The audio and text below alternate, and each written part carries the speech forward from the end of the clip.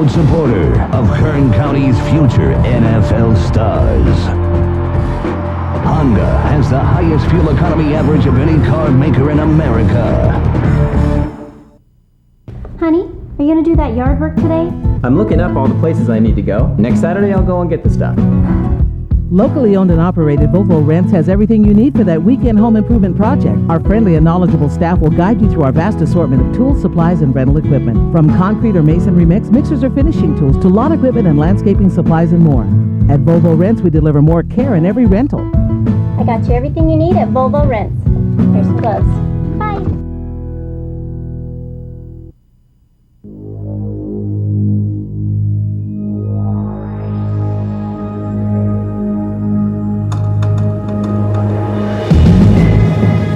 Barber Honda.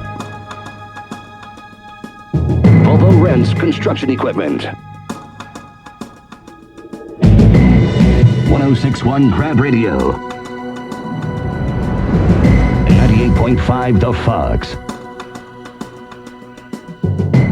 Present the Bright House Network's high school football game of the week.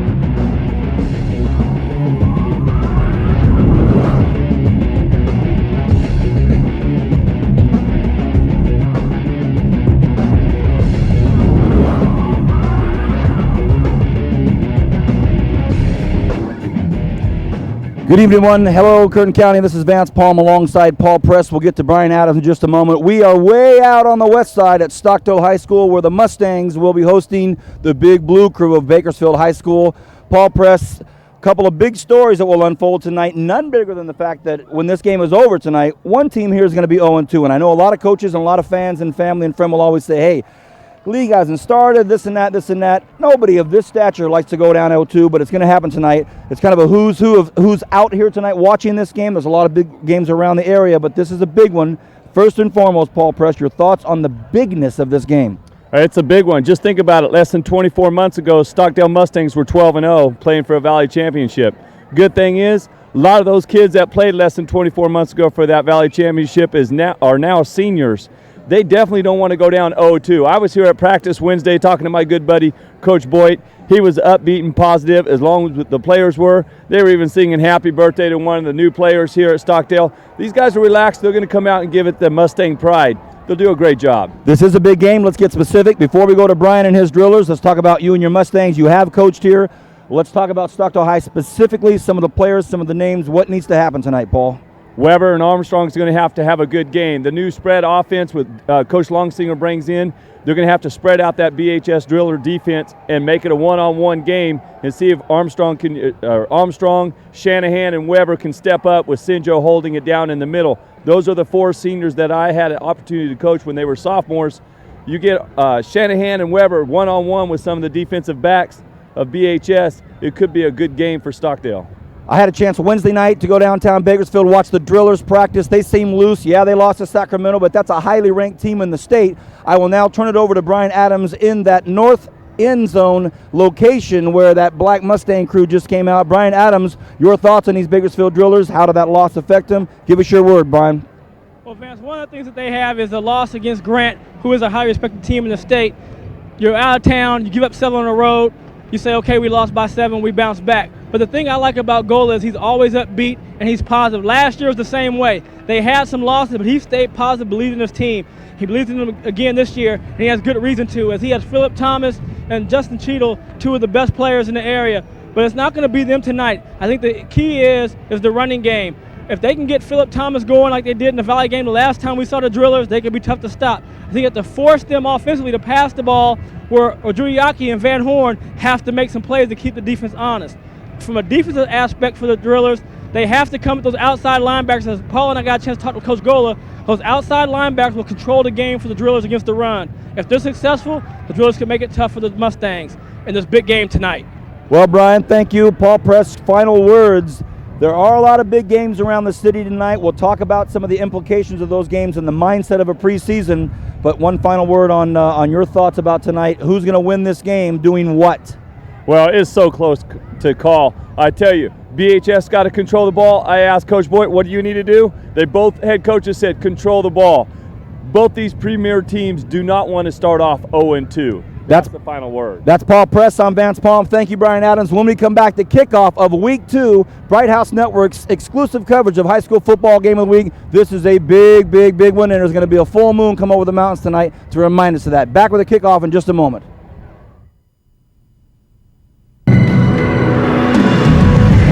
You're watching the high school football game of the week on Bright House Networks.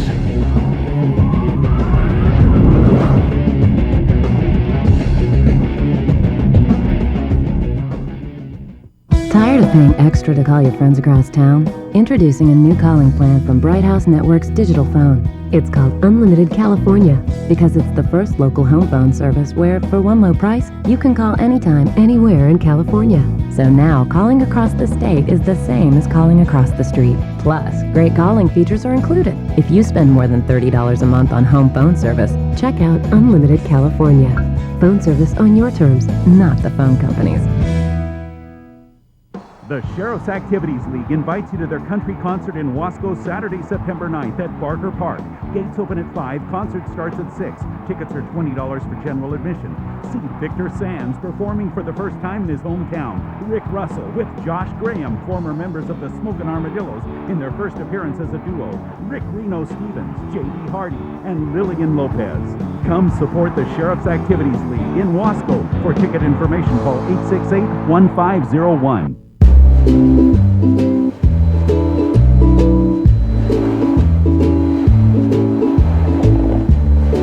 When you live in a Bright House, every day is easier, thanks to high-speed internet that's so much faster than dial-up or standard DSL. Wow. Yeah. Well, who are they from? Plus, there's a choice of speeds to meet your needs and your budget. Bright House Network's high-speed internet. See how bright life can be.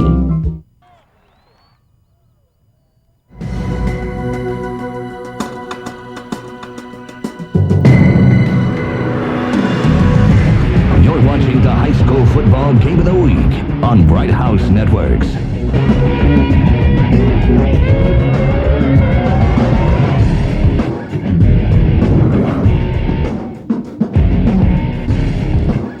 Welcome back, everybody. Vance Palm up top the tower here with Paul Press way over on the beautiful west side at Stockdale High School.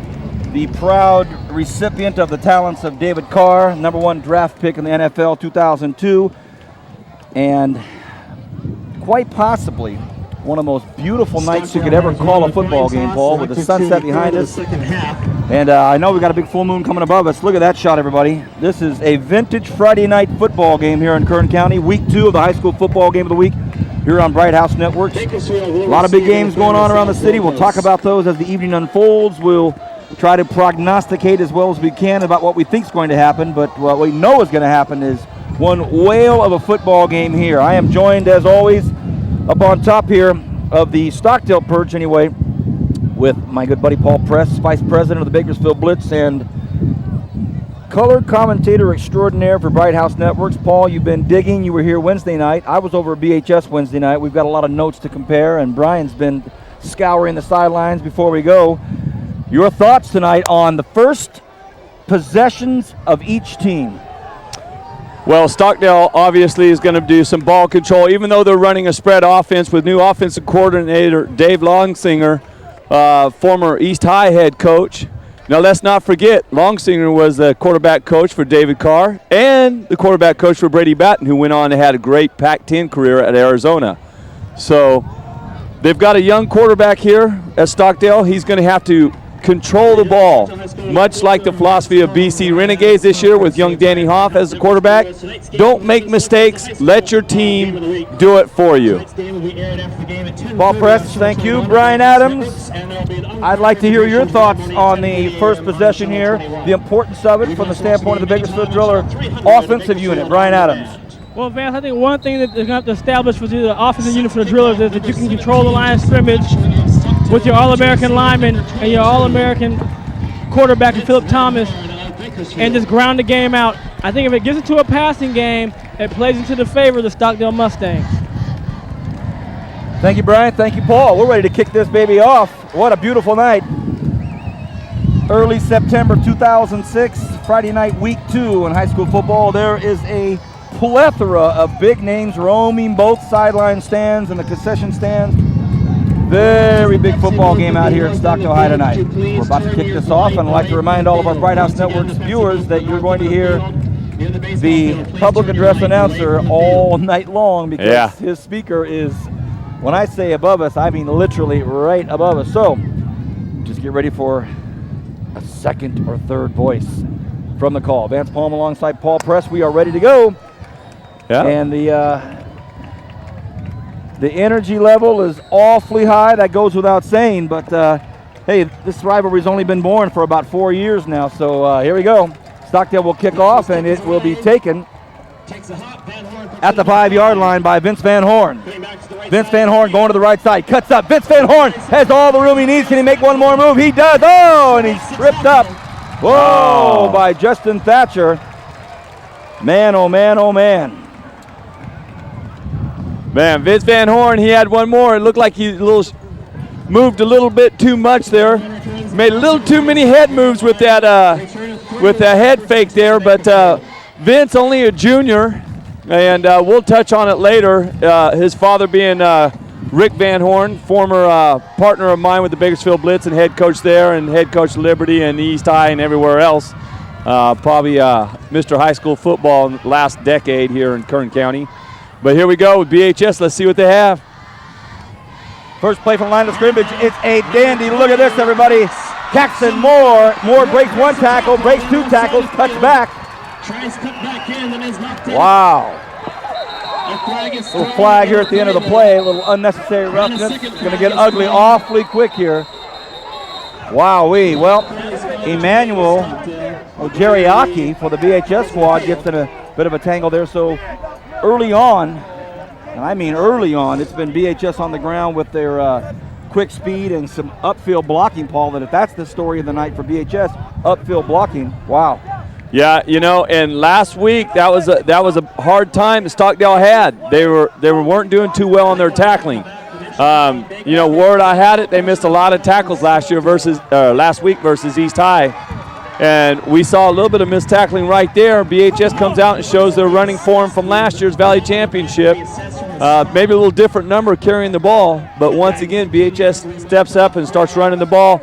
And then we had a little personal foul against BHS, a little personal foul against Stockdale. Goes back and forth. Once again, we got Nick Ellis out there. We had Nick last week. We'll go over that. Nick doing what Nick does. He's making sure it stays level, telling the young men, hey, calm down, guys. Calm down, young men. It's a long game. First play of the game, and they're getting excited and pushing each other a little bit. But here we go. BHS on the 27-yard line. We are just underway. Second play from the line of scrimmage. Thomas takes the snap, bobbles it, cuts upfield, snagged at about the 22-yard line. This super talented Philip Thomas that we saw last year really explode, Paul, and become, you know, one of the preeminent threats early in this season. Hey, let's say it. He's probably the top athlete in Kern County. I say athlete. I'm not saying the best football player, but as far as athleticism, the kid made me a believer last year at the Valley Championship. They rode him all the way to the Valley Championship, and when he's healthy, as you can see, he's playing quarterback, and there was always a question, what's it going to be? You've got to put the ball in the playmaker's hand every snap, and that's what BHS is doing. Second and short at the Stockdale 18-yard line. Third play from line of scrimmage. Marcus Nelson wrapped up at about the 11-yard line. Wow, here we go. They're moving the chains again, Vance. I mean, the drillers just coming out and dominating right now. And I don't like, and I'm sure Coach Boyd, who calls the defense for Stockdale, he's a great defensive coordinator, you know, head coach also. Had a lot of fun coaching with him. But Stockdale defense kind of standing around right now, playing way too high on that line. They're standing straight up. They need to stay low. First and 10, drillers. Knocking on the door immediately. Thomas keeps it himself, goes up to about the 6-yard line. And there are so many weapons you have to be concerned about, so many different options that the drillers can run at you. Hey, that's one thing late in the ball game, but when it's the first a series. They just come, Paul. You said it, option. That's it right there. If anybody doesn't know, BHS runs that option. The first thing you got to do is make the quarterback give the ball up. I don't care. They need to be hitting Philip Thomas every play. Someone needs to be wrapping him up. Key, number one, stop Thomas. Second and goal. Thomas will receive the snap from the mini shotgun. Another keeper. Pitches it out. Look at this. Saxon Moore. Moore is wrapped up at about the 5-yard. Late penalty flag at the end of the play. Excellent pursuit. Great job on the defense by the Mustangs. But let's see what this yellow flag is. Yeah. Thomas pitched it off right on impact to Saxon Moore. And then Nick Pappas comes up. Oh boy, unnecessary roughness at the end of the play against the Mustangs. Wow. I'm sorry to interrupt, Vance. I was just going to say, that's not a Dave Boyd coach team. I'm going to tell you, Coach Boyd's one of the most disciplined coaches I've ever had a pleasure of working around. I'm going to tell you, he's not happy right now. I can tell him he's got his hands on his hips. That's just a dumb penalty. There's no other way. I don't care if you are a high school kid. This is varsity level. You don't make those mistakes. You don't give BHS any extra yardage. Here we go.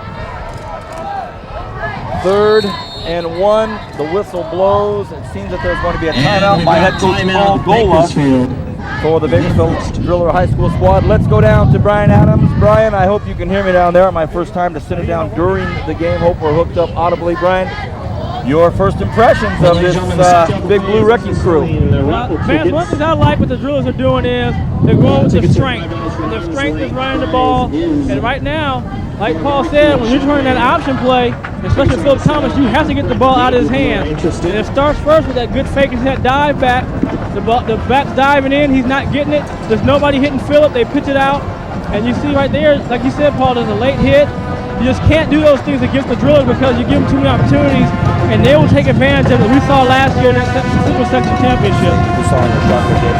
Thank you, Brian. Paul, you saw the shot there a few seconds ago. Dave Boyd, head coach, Stockdale, talking to his guys. What's he saying right now for this play? He's saying wrap up, play within yourselves, no more penalties, let's go. This is a long game.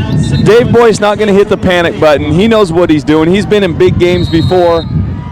And, they just got to play smart here. Hit number 18 first. Wrap Thomas up. 3rd and 1. Thomas takes the snap. Thomas rolls to his right. Looks for protection. Looks for blocking. Gets it. He is in the end zone. Touchdown, Bakersfield High School. Well, they strung it out so far with his speed, his talent, his vision, and his balance, and having guys in front of him, Paul.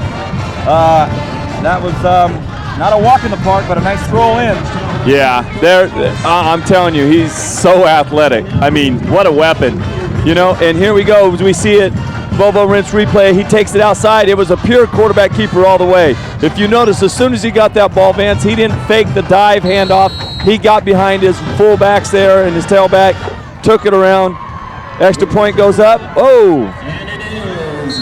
Pete Mitchell knocks it right through the uprights and makes it 7-0. Yeah, Pete Mitchell having to do the kicking. Will Mahan is normally their starting kicker. Pete Mitchell's doing a good job. Mahan, who I consider probably the best kicker in Kern County, has a hip injury, and BHS is hoping to have him back next week. Will Mahan, a huge weapon as far as high school goes. He can line up. I've watched this kid kick for the last couple of years. And but Pete Mitchell, doing it, getting the job done. It wasn't pretty, but it made it up through there, and it's an extra point. Extra point's an extra point. Score is 7-0. First drive of the football game. The Drillers received off the kickoff, and they promptly, and I don't think that's an exaggeration when I say promptly, because within 4 or 5 plays they were in within the 10-yard line. They finally got in, so now we get a chance to see this Stockdale offense, see what they're all about. The much heralded Kenny Shanahan, the senior. And as you hear the public address announcer over my voice announce that he's in the backfield back there, the Drillers, as confident and as easy flowing as their practice was Wednesday night, and I mean, Paul, they were up, they were feeling good, they were feeling confident to score this quickly, and with what seems as so much ease now, that only pumps their defense up a little more. Let's see if the Stockdale team's ready to rebound. Yeah, the Stockdale, let me tell you, they've got 2 guys back here. Weber's darn good. We already know what Kenny Shanahan can do. And wow, look at this kick. Man, that went out of bounds on a 30. Well, and just as I'm singing his William praises, Mahan goes ahead and comes in and kicks off. And I don't know if he's been out for a few weeks. I know he had some hip.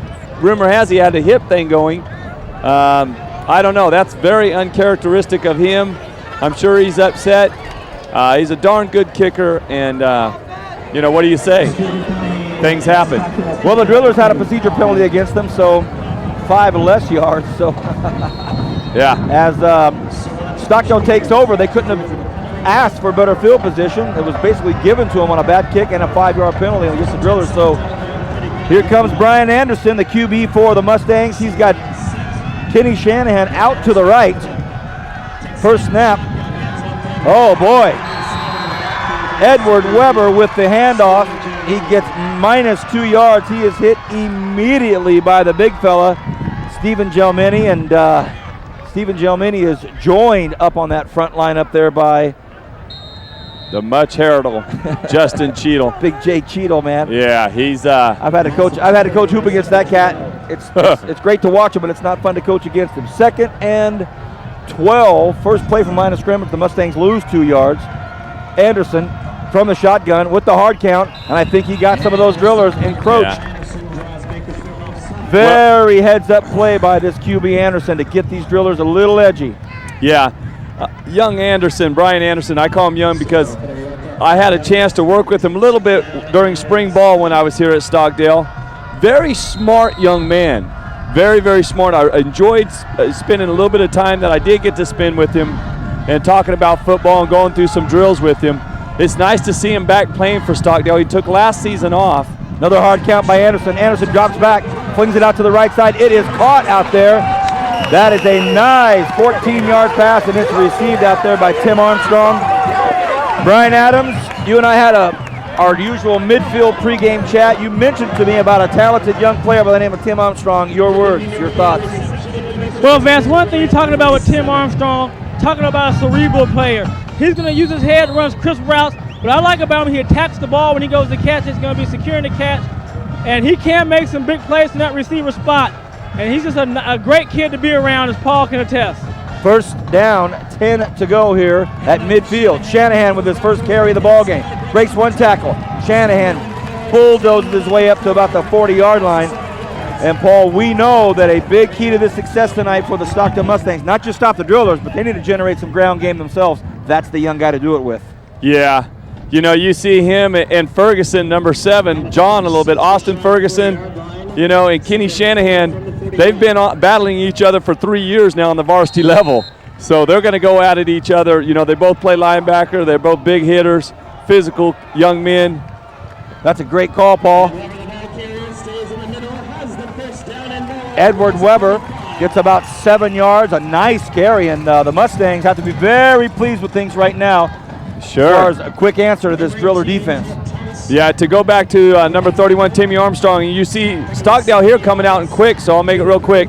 I had the pleasure of coaching that young man his sophomore year, and he's one of the top receivers I've ever had a chance to coach. He's a great young man, and, hey, he's got a good shot at going playing on Saturday somewhere because of his work ethic. Anderson barks out the audibles, looks back at Weber, makes sure he's on his right side, hands the ball to Weber. Weber tied up early, breaks one tackle, breaks another tackle. Weber down to the 12-yard line. A beautiful piece of running by Edward Weber. He was hit early in the backfield, so what he got, he earned. Great run by number 20, Edward Weber, and this Stockdale crowd fired up. Yeah, I think Stockdale has some of the best 1-2 punch with Kenny Shanahan and Ed Weber. Weber and Shanahan, I think, is probably the best tandem here around Bakersfield. There's a lot of great running backs. We saw one last week. Oh. Shanahan tries to get outside. Shanahan gets to about the 5-yard line, exactly the 5-yard line. That'll bring up a 2nd and 5. They started on about the 12, so they still have an opportunity to pick up a first down with inside the 3-yard line. So right now, things going Stockdale's way, and look at this. We got us a burner. we knew we were going to have one, didn't we, Paul? Wow. Bright House viewers, you better be enjoying this. If you're not enjoying this, They are. wow. 2nd and 3 from the 5-yard line. Weber runs into that big defensive wall on the right side of the defensive line, which is the left side if you're running it, and its residents over on that right side are some big tenants. Yeah, you're looking at one of the best linemen in the valley, number 76, Cheadle, as we see here, and he gets the push right there, and then here comes all his help right there coming in. You know, Marcus Nelson coming up, number 6, giving him help from that corner position, outside backers. Coach Gola talked to Brian and I earlier about his outside backers have got to step up. You know, Brian, I don't know on your view, but he's definitely been, they've got to step up. 3rd and 3, Anderson standing at the 10-yard line. You're exactly right, Wants Paul. to throw. Don't. It's going to be a long night. Oh. Incomplete. We're under the 6-minute mark here in the first quarter. It'll be 4th and goal. Here's a big call right here, fellas. Brian, Paul threw it down to you for a great point on these linebackers right now. They held them there. Now it's 4th and 3. You're that Stockdale offense. You've been down there ground level. Well, they call a timeout. This gives us a chance to talk about it. Brian, you felt the energy down there coming your way. What do you think? Well, Vance, you know, right now Stockdale is doing what they need to do. They answer back. They got to drive. There's a big 4th down right here. They can get a 1st down, actually, without even scoring. But, you know, what do you do if you don't get it? Does the air go out of your system? And then you're reeling, and now you're going back. But, I mean, one thing right now, though, Vance, is I like the way the Stockdale Mustangs have responded. And there was a team back in the 80s at SMU, the Mustangs, and they have what they called the Pony Express. And Paul talked about the two backfield players in Weber and Shanahan. That's what they remind me of, that Pony Express, the two tandem. They hit you with power and speed. And I think if they keep this up, they're going to have a big night tonight. Well, Paul, that's the driller talking about the Mustangs. If you're Coach Gola right here, anything special on this goal line stance? I'm telling them to stay low. I want my outside backers to step up, but don't pinch. Don't pinch right here. You know what? All right. Do we go one-on-one out here? I don't know. Wow, Derek King way out right. Anderson from the shotgun. Takes the ball on the 10, has the option. Kicks it to Weber. No way. The BHS faithful are up on their feet. That crowd is ecstatic. That's a tough order right there. It'll be 1st and 10, BHS football.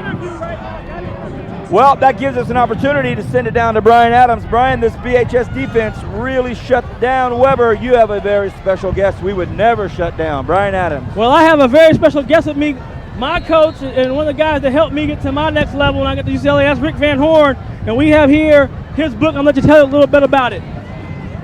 Well, Brian, it's on the first 100 years of driller football, 1896 to 1996, and it covers every aspect of driller football.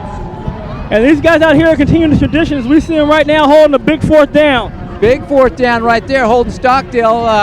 That left corner is a little soft out there. I don't know, though. Kind of playing like you. Hey, yeah, he must be related to somebody if that's the way he's playing. He's probably playing how you say I played. Well, you know, word on the street is somebody hadn't bought a book yet. And that guy's name is Brian Adams. This is my book right here. This is my copy, which I need to have autographed. You know, your partners up in the booth have already bought one. Paul Press and Vance Paul have already bought one, but word is Brian Adams. And you got a whole page in there. This is my copy right here. Where's my signature? I need it signed and autographed. I want a special message from you, though. Back to you guys. Thank you, Brian. We will have Rick Van Horn up on the tower here in the 3rd quarter. If the truth be known, Kern County, Paul Press took it upon himself to buy myself and Brian Adams and himself a special program tonight from Rick Van Horn. We'll have him up here. A couple months ago, I was having lunch on a Friday over at an Eastern Bakersfield establishment. I said, Coach, you're going to come up there and let me talk about that book. And then him and Paul got together this week and cemented the deal, so we look forward to it. And if everybody wants to know, he's talking about that left corner. He's talking about his son, Vince Van Horn, and he was joking. Vince, oh, here's a big scoop. Timmy Armstrong picks up the fumble. Wow, there's a big turnover by BHS. Well, the drillers had been moving quite expeditiously over the last 2 plays. They had gone from deep in their own field to getting up to about the 30-yard line. And as we see here, oh boy, Saxon Moore just gets it poked out. It's live, and here we go, Stockdale. This crowd back on their feet, 1st and 10 from the 18-yard line. And there's Justin Cheadle to save the touchdown. because Timmy Armstrong scooped and was what we call scoop and score, baby. Timmy Armstrong comes in, scoops it up, but Justin Cheadle's there to save it. Let's see. BHS Drillers defense got to step back up here. Brian Anderson takes the snap, hands the ball to Weber. Weber up the middle. Weber looking for more room. Ooh. Wow. George Ming lays on a big hit. And as I see the other affiliates down there with their cameras, I can guarantee you this will make the highlights tonight. Watch this, everybody. Here we go. We got it on our Volvo Wrench replay right here. Wow. Nice form tackle right there. Keeps his feet driving. Gets Weber to go back. Weber's a strong kid. I mean, he can run. What a hit. Shanahan in trouble, trying to get out. Oh, and he's laid up and hit hard. And I think we might see, Paul, what we talked about last week with referee Nick Ellis. I think we're going to call a helmet-to-helmet hit.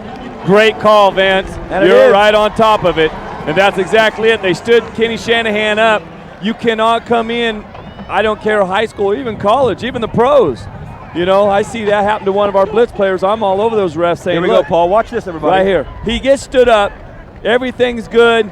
And then, you know, you get tumbling in right there. And I don't think it was done intentionally. But as we see Nick Ellis pointing and tapping his head, it's helmet to helmet. Nice call by our officiating crew, which we'll go over and talk about here in a little bit. Here you go, Vance. And that Driller defense had made a really big play right there. Now, all of a sudden, it's first and, oh, boy. Shanahan plows through. Shanahan wants that end zone. Shanahan on his feet till the very end. Whoa, down to the 2-yard line. The number 2 takes it. And big Kenny Shanahan coming off the field over to the sidelines, and he's greeted by his teammates and coaches. Look at this big run, Paul. Yeah, that's a great job. And wow. Here we go. Weber. Weber is he? He's in. Touchdown, they signal it. Stockdale. Wow, listen to the crowd on this side, Vance. Stockdale crowd's into it now. It's a packed house all the way around, north to south, east to west, not a seat left. So they're getting their money's worth so far, and I think it's about $4 to come in. So 3 minutes left in the first quarter. The PAT to be attempted by the Mustangs. If it's good, we'll tie it up 7-7. Paul, 2 methodical drives as we watch the PAT. It's up and it's beautiful. Great kick. So Paul, 2 deliberate, methodical drives. One a little bit quicker. The second one had a couple breaks in it. But the bottom line is it's 7-7, and this is all we hope for. Yeah, bottom line is both offenses are moving the ball. Here it brings up, and I'm going to pose this question. After talking to some people that were at the Stockdale game and East game last week, one of the questions was Stockdale special teams. I guarantee you they now know if you block a PAT or you block a field goal, it is a live ball. Walk us through that story. Yeah, they blocked it last week. They blocked a field goal. Stockdale blocks the field goal. The ball's laying there. It seemed like an eternity talking to some of the coaches. East High scoops and scores. Big touchdown. And Stockdale, then they have a kickoff. Almost ran back like they did opening game here. Stockdale special teams, it is in question. I hate to pose it. I really like the coaches at Stockdale, but it is a question mark for Stockdale varsity, their special teams. And it is a big part of high school football. It is 1/3 of the game. People don't want to talk about it, but I'm going to tell you, I've coached in some very big games, and special teams will cost you. We are tied 7-up, and this is one great start.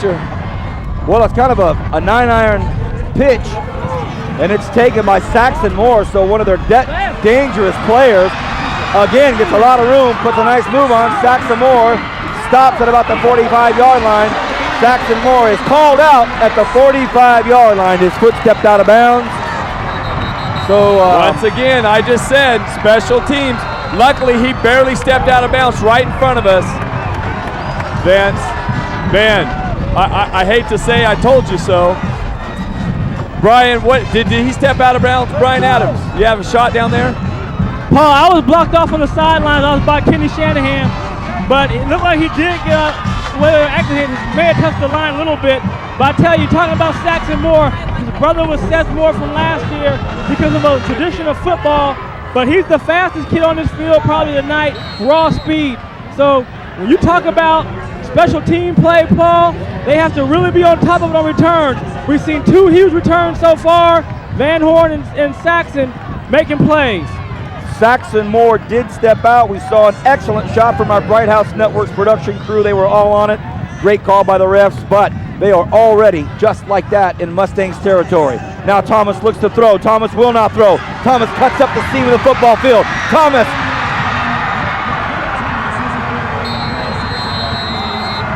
Wow.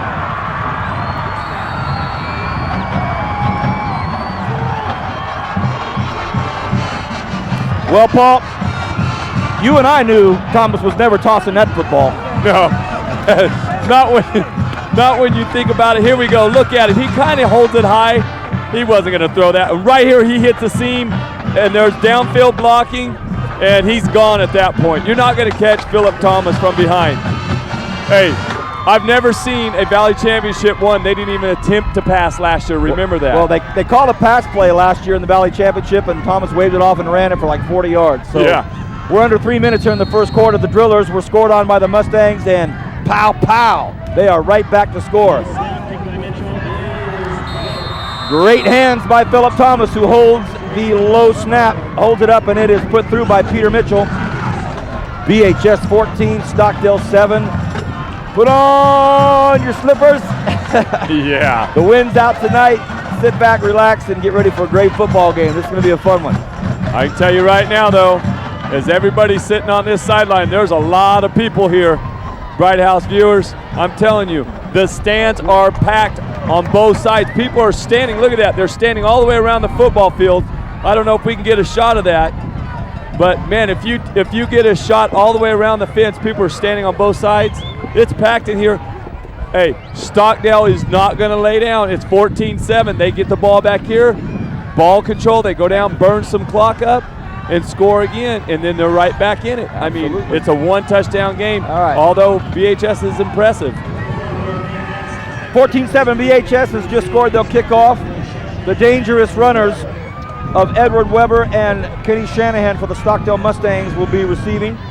About to kick off is William Mahan. He's got another opportunity to boot this thing far, but he'll be going right into that northwest wind that's blowing across the field here. Well, one of the stories tonight that has kind of been cultivated over the last couple of days was which loss had a larger effect on the teams. Stockdale losing to East, BHS losing to a highly touted Northern California team. We're going to find out. Weber called for the clip. The flag goes down. Weber knocks down Ryan Wingate.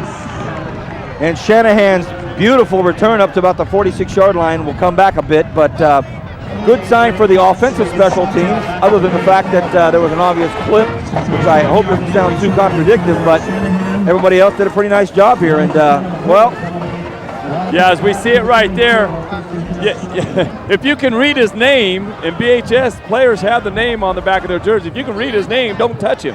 And I fully believe Kenny Shanahan had the angle. He would have got that corner without the clip. But we can probably get here in a few minutes. We'll get Brian Adams. He's down by the Stockdale sideline. He'll get us a vibe on how Stockdale's reacting right now, whether they're up or down. I see a lot of guys kind of standing around, but you can see their starters and their coaches are into it. So first and 10, 2:40 left in this first quarter. Split way right is going to be Derek King. Shanahan out to the right with him. Anderson takes the snap, wants to keep it himself. Nothing happening. Mark Durando stayed in tight. Brian, let's Paul posed a great question to you. Do you get the sense that Stockdale is worried that every time the Drillers touch the ball they're going to score, or do they have some, what are your thoughts? Well, Vince, I don't think they're worried about the Drillers scoring every time. I think what they have to be concerned about is the big plays. You don't want the big plays to kill you. Make them grind it out. Make the game long so you don't get run out of the field. But as long as the game goes long and you have a chance, you give yourself opportunity right there. Good pitch and catch, and that should be enough for a first down. But I tell you, I look at the players when they start the game, The Stockdale players did not seem to be fazed by that loss last week. They feel that they kind of made mistakes in the game which they could have won, which Paul alluded to in terms of the blocked field goal and not recovering it and letting these score. They felt they were in it, and we have a timeout coming for a player, get an equipment check, and it's like it's Philip Thomas. But I think they're okay. They're right where they want to be. Remember last year, it looked like they were going to get run out the field, and they hung in there and they made some plays and almost had a chance to win it. So I think these guys have been up there, like Paul said, these guys are 3-year varsity players. They'll be just fine. Just keep coming back. They have Kenny Shanahan and Weber, and they have Armstrong. They just need to stick with their guys they did last week and give themselves the opportunity at the end of the game. Thank you, Brian. And they are at home, so that always helps. Here we go. 1st and 10, under 2 minutes left in this first quarter. It's been a great first quarter for Bright House Network's exclusive coverage of the game of the week. Shanahan just doesn't want to go down, but these drillers are there to bring him down. A tough 2 yards, and you know, Steve Gilamini, Justin Cheadle, these guys that are up there working this front line. And then you've got, you know, Marcus Nelson is 6 foot 210. He's a junior, Paul.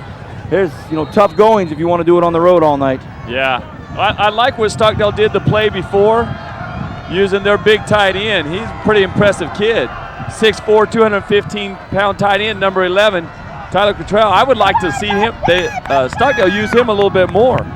Anderson drops back, wants to throw a flank screen out to the side. Look out. Oh, boy. That was almost picked off out there by Ojeriaki. Emmanuel Ojeriaki is livid with himself because that ball was very close to going 45 yards the other way. Eek. Here we go, Paul. Yeah, and we see it here. It's a little screen out to the left, or they're trying to get it out to Weber. And he overthrows him a little bit, and Ojeriaki's out there. Now, Ojeriaki knows how to score on this field. Obviously, I say that because if most people don't know, we'll touch on it a little bit later, but Ojeriaki at this time last year was wearing black and silver and was playing for the Mustangs. This year he's wearing the blue and white. 4 years ago, we started our season off with BHS here. It was the first time that ever played Stockdale ever. Francis Ojeriaki, as a sophomore, went berserk and ran for hundreds of yards, scored 3 TDs, and it was the introduction of Francis Ojeriaki into the Kern County football ranks. Well, we have a timeout on the field, gives me a chance to say some quick hellos. Paul, tonight was a who's who down on that field before the game started. Here's a couple for you. Gig Gardenhire, Crosby Dameron, and her friend Leslie. We saw Jimmy Keene down there. We saw the athletic director, of course, Mark Hance. Oh, yeah. A lot of big hellos happening there. Jamie Parks, David Combs, goodness gracious. A $1:13 left here in the first quarter, 2nd and 13. Anderson takes the snap, runs, and it is, wow-wee. That coaching staff is all over this official because Vince Van Horn, to the naked eye, looked like Vince got in there and got himself a nice piece of that shoulder pad, but hey, could be great defense. Could be great defense. Well, Coach Boyd's giving him an earful, and as a head coach, they'll let Coach Boyd say it. But as we can see right here, Volvo Rents, yeah, I'd say Vince Van Horn got there maybe a tad bit early. Maybe, I don't know.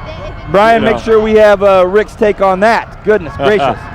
Anderson has the time, has the man, looks upfield. Oh, my goodness. Well, Brian, you're the obvious cat to talk to. Anderson lands at your feet, just out of his fingertips. Yeah, it was just a tad bit too far, but great effort right there by both the defensive back and the receiver. And you're going to see the ball come out. They're both kind of arm fighting. The ball's going to come a little bit too far forward down the field. Not enough air for the receiver to come get it, and it just comes off his fingertips. Yeah, and I'm going to add on to that. I don't know where Timmy Armstrong picked up that separation move. I think I taught him a little bit in sophomore, but then he's been working out with Brian Adams. We both had an opportunity to coach him. As Brian's laughing, that's a little move that we teach, a separation move with that arm fight. Now, Vince Van Horn's used to it. He works out with the blitz team, or used to quite a bit. First punt of the night. It's going to be fair caught out there by Emmanuel Turner. The Drillers will take over on their own 30-yard line. It has been a very, very nice first quarter. We want to remind everybody, high school football game of the week exclusively on Bright House Networks, brought to you by Barber Honda and Volvo Rents. Every Friday night, a new game in its entirety on Bright House Networks, Channel 21 at 10:30 p.m. with an encore presentation Saturdays at 10:30 a.m. and now on your schedule on demand. Order the game for free 24/7 and pause, rewind, fast forward. You're in control with Bakersfield On Demand Digital Channel 300. New games appear every Tuesday and are available all season long. 1st and 10 for the Drillers. Whoa, we've got a new QB down there, Peter Mitchell, and the first play from the line of scrimmage for Peter Mitchell has a bit of a snag. Now, Brian, a player such as Philip Thomas, who is a dominant game changer, and we know it, we've seen it, that's a backed up statement. When they pull him out, put Peter Mitchell in, they've got a lot of talent. What's your reasoning there? Well, you got to remember, he's playing both ways. So sometimes he might get a little tired, needs a breather. We saw that big game he had in the section title game. But this is where Stockdale has to take advantage. Take advantage of him being off the field and get the ball back. Peter Mitchell hands the ball off. Look at this, Marcus Nelson still on his feet, gets about 7 long yards. So Mitchell to Nelson on the exchange. Well, I can see here comes Philip Thomas. He's back in. I saw him standing on the sideline there. And here comes Philip Thomas back. But Peter Mitchell looks like staying in at quarterback. So now we get to see Philip Thomas out at a receiver. Here we go. Let's see where they line him up. Philip Thomas coming our way, Vance. He's right in front of Brian Adams here. Whoa, Philip Thomas split way left, right down here at the bottom of your screen, even further if that screen goes further. The quarterback split left. Oh, fumble! He was in the shotgun. All right, well, the center falls back on it, and that's the end of the first quarter. What a football game we have here. Bright House Network's exclusive coverage of the high school football game of the week, 14-7. The Drillers leave the Mustangs. Don't go anywhere. Come back and join us for the second quarter.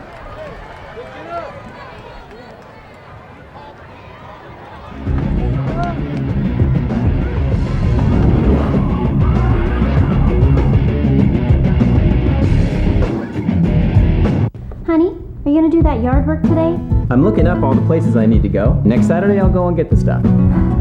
Locally owned and operated, Volvo Rents has everything you need for that weekend home improvement project. Our friendly and knowledgeable staff will guide you through our vast assortment of tools, supplies, and rental equipment. From concrete or masonry mix, mixers or finishing tools, to lawn equipment and landscaping supplies and more. At Volvo Rents, we deliver more care in every rental. I got you everything you need at Volvo Rents. Here's some gloves. Bye.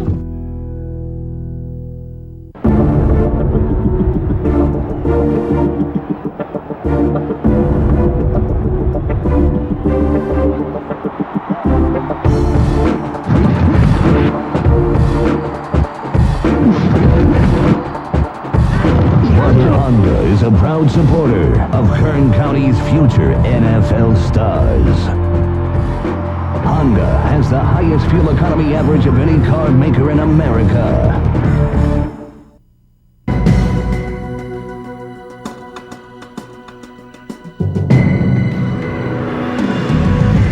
You're watching the high school football game. Welcome back, everybody. 3rd and 8 for the Drillers. Mitchell throws it up. Out throws Thomas.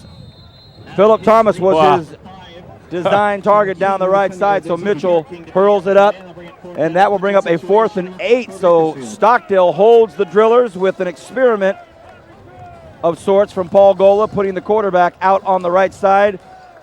Yeah, and I'm sure Gola didn't like that too much. That's not like, but I can see what they're doing. I mean, Philip Thomas goes up one-on-one. He's probably going to have a good chance of jumping up and getting it. But that's uncharacteristic of Driller football. I'd almost bet that they wouldn't do that too much more coming out this second quarter. But here we go. Drillers a punt again. It gets up a nice spiral. Shanahan just lets it go, and Shanahan watches just as everybody else does as that football rolls down to the 17-yard line. So the Stockdale Mustangs will now grab the football and start heading north. I want to thank our director, Zach, for running the show here tonight. Our director, Bernie Johnson, has the evening off. And look at that gorgeous shot that our director, Zach, has put for us. Last night, September 7th, was the official full moon, and that was the closest that the moon will get to planet Earth in the year 2006, me being a moon freak that I am. It was a very special moon, closest to the earth all year long, Paul. Every week you give me this knowledge I never knew you had. You continue to amaze me. Nobody knows that. It's definitely a pleasure to work with you every week. My kids know I have it, believe me. Here we go. Look at this. Shanahan's going to throw. Shanahan throws it deep. It's well underthrown, and it is picked off by who else? Philip Thomas. Thomas looks for a hole. Thomas cuts back. Thomas cuts up. And the ball goes right back to the original line of scrimmage. So Thomas plays wide receiver last series, and it didn't work out. Shanahan gets the pitch and the long toss upfield, underthrown. So a lot of interesting decisions being made early here. Shanahan throws it, and it's well underthrown here. And when you have a talent in the backfield like Thomas, well, not only is the pickoff a bad thing, but this cat can run too. Yeah, and he runs it all the way back, like you said, and gets it back to the 15 or 16-yard line. And the thing happened there, that play took too long to develop. Kenny's supposed to lose some ground to throw it, but it took way too long for that play to develop, and Philip Thomas, being the athlete, gets right back there. And here we go. Brad! Wow. Marks Nelson, number 6, takes it up inside. And there we go. Pete Mitch back in as the quarterback. We still got Mitchell in at the quarterback. Hands it off. They take it up inside. He's running that little dive option. As the wind blows off our roster. But here we go. BHS getting ready to score. It's down on the 10-yard line, 2nd and 5. Mitchell still behind center in the shotgun. Mitchell drops it. Mitchell knocked back to about the 22-yard line. A high snap, and Mitchell thrown back. So I don't quite understand why Pete Mitchell's in at quarterback. Nothing against you, Pete. You look like a very competitive young man. But when you have Philip Thomas, the playmaker of all playmakers in the Valley, you've got to get the ball in his hand. I said it at the very beginning of the game. And I think Paul Gola may have heard me. Probably not. Gola knows what he's doing more than I do. Thomas in behind center, 3rd and 14.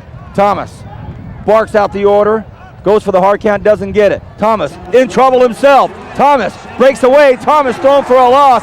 A brilliant defensive call, knowing full well that Thomas is going to try to run that football. Yeah. Dave Boyd calling the right thing. They're sending his top linebacker, Kenny Shanahan, coming through like a bullet. We get a chance to see it here. Here he comes, Shanahan on a full blitz. And all of a sudden, boom, hits Thomas. Thomas being the athlete, shakes that one. Shanahan gets back up, and here comes his partners. And they finish off. Philip Thomas brings up a long 4th. And here we go. We're going to see Mahan kick. They line up. 44-yarder, sounds like. William Mahan. We kicked it to 35, so it's going to be a 45-yarder. Exactly. Thomas with the hold. Mahan up. Mahan. Oh, no wide good. Left. He certainly had the foot.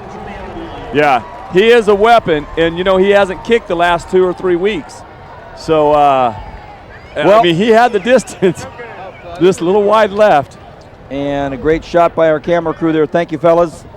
14-7. Wow. The Drillers are now on defense. Stockdale will try to piece together another drive here. I don't know if we'll see the pitch pass from Shanahan. I think Dave Boyd now thinking, hey, let's try to wear this defense down a little bit and chew up some of this clock with 9:13 left here in the first half. A couple of more special hellos. We saw so many people before this game started. How about a quick hello to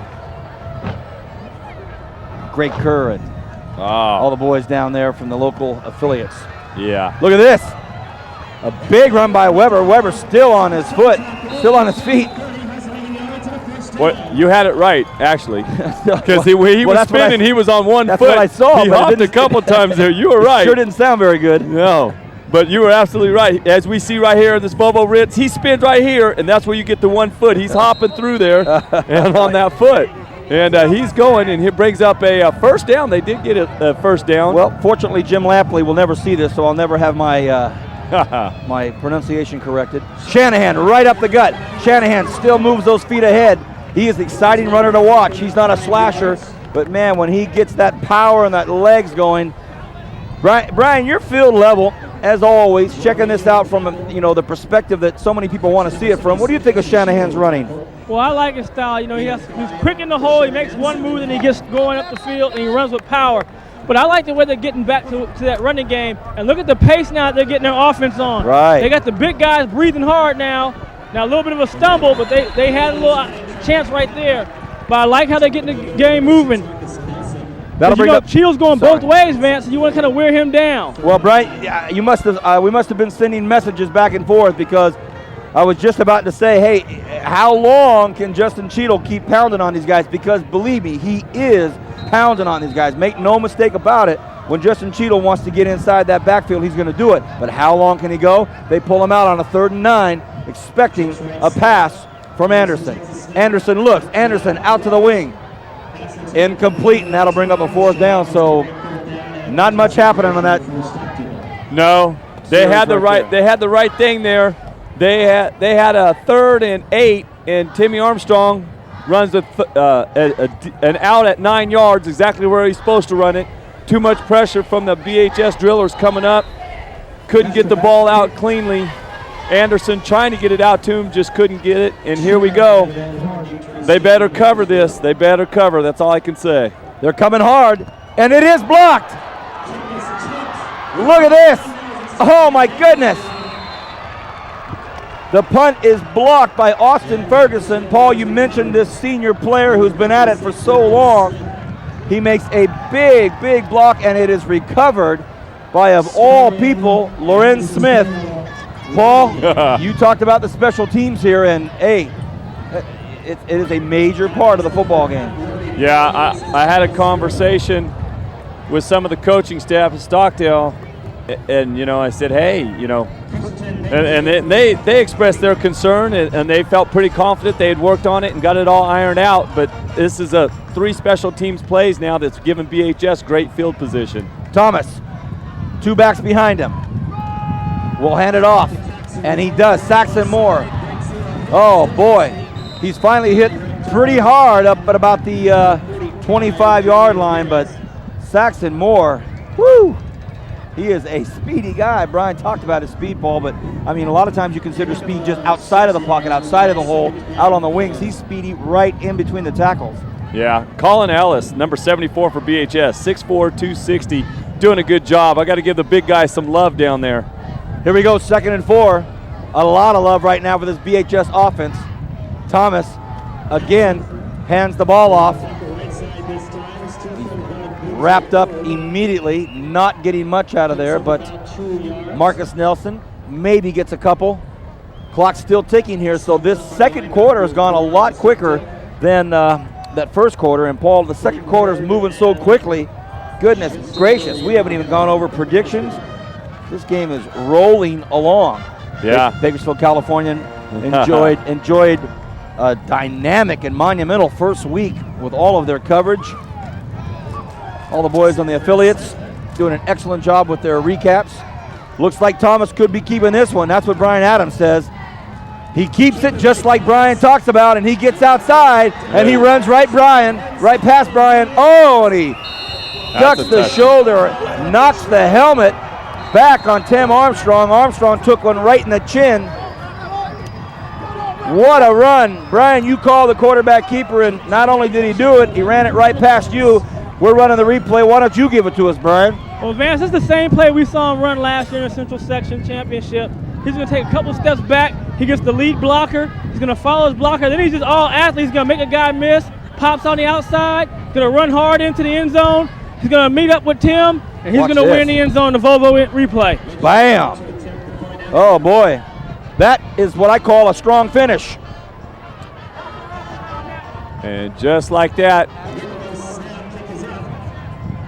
Extra point is good. 21-7 Drillers. Paul, you're shaking your head. Yeah, I'm really, really disappointed because all 3 touchdowns have come on a short field. All 3 touchdowns come on the short field. First touchdown, they kick off. Vince Van Horn makes a great run. Let's not take it away. I mean, Vince Van Horn, great run all the way back. They go down and score. Later on, what happens? They kick off again. Here, he runs it all the way back, but steps out of bounds there. And a short field. VHS continues here. Stockdale goes to punt, gets it blocked. Short, very short field, and they score again. So, they can't keep giving VHS a short field. I mean, you got to make them sustain a drive and win. A high school team, even as good as VHS, has to run 12 or 13 series plays. Chances are they make mistakes somewhere in there. Well, they've got a tall order here now, 14 points down from the Drillers. It's the second quarter. We'll probably try to sneak in a couple of predictions in between plays. Brian, I'll give you the first one after this kick. It will be the Arvin Bears 1-1 up at the 2-0 Garces Rams football field. Brad from the Californian said Garces is off to a fast start, almost as fast as its skill players. How will Arvin rebound after he lost the footheel? That's the word from Brad Riddle at the Bakersfield Californian. Mahan boots one deep. Brian Adams, Arvin at Garces. Vance, I know you hate to hear this, but the Bears will not bear down on the hill. They'll be going to another loss 2 weeks in a row. Garces is 3-0. Paul Press, I don't want to talk to Brian. Paul Press, big football game tonight. I'm going to lay this one in your lap. The Liberty, the Freedom Bowl, 1-0 Centennial looking sharp against Liberty, 0-1.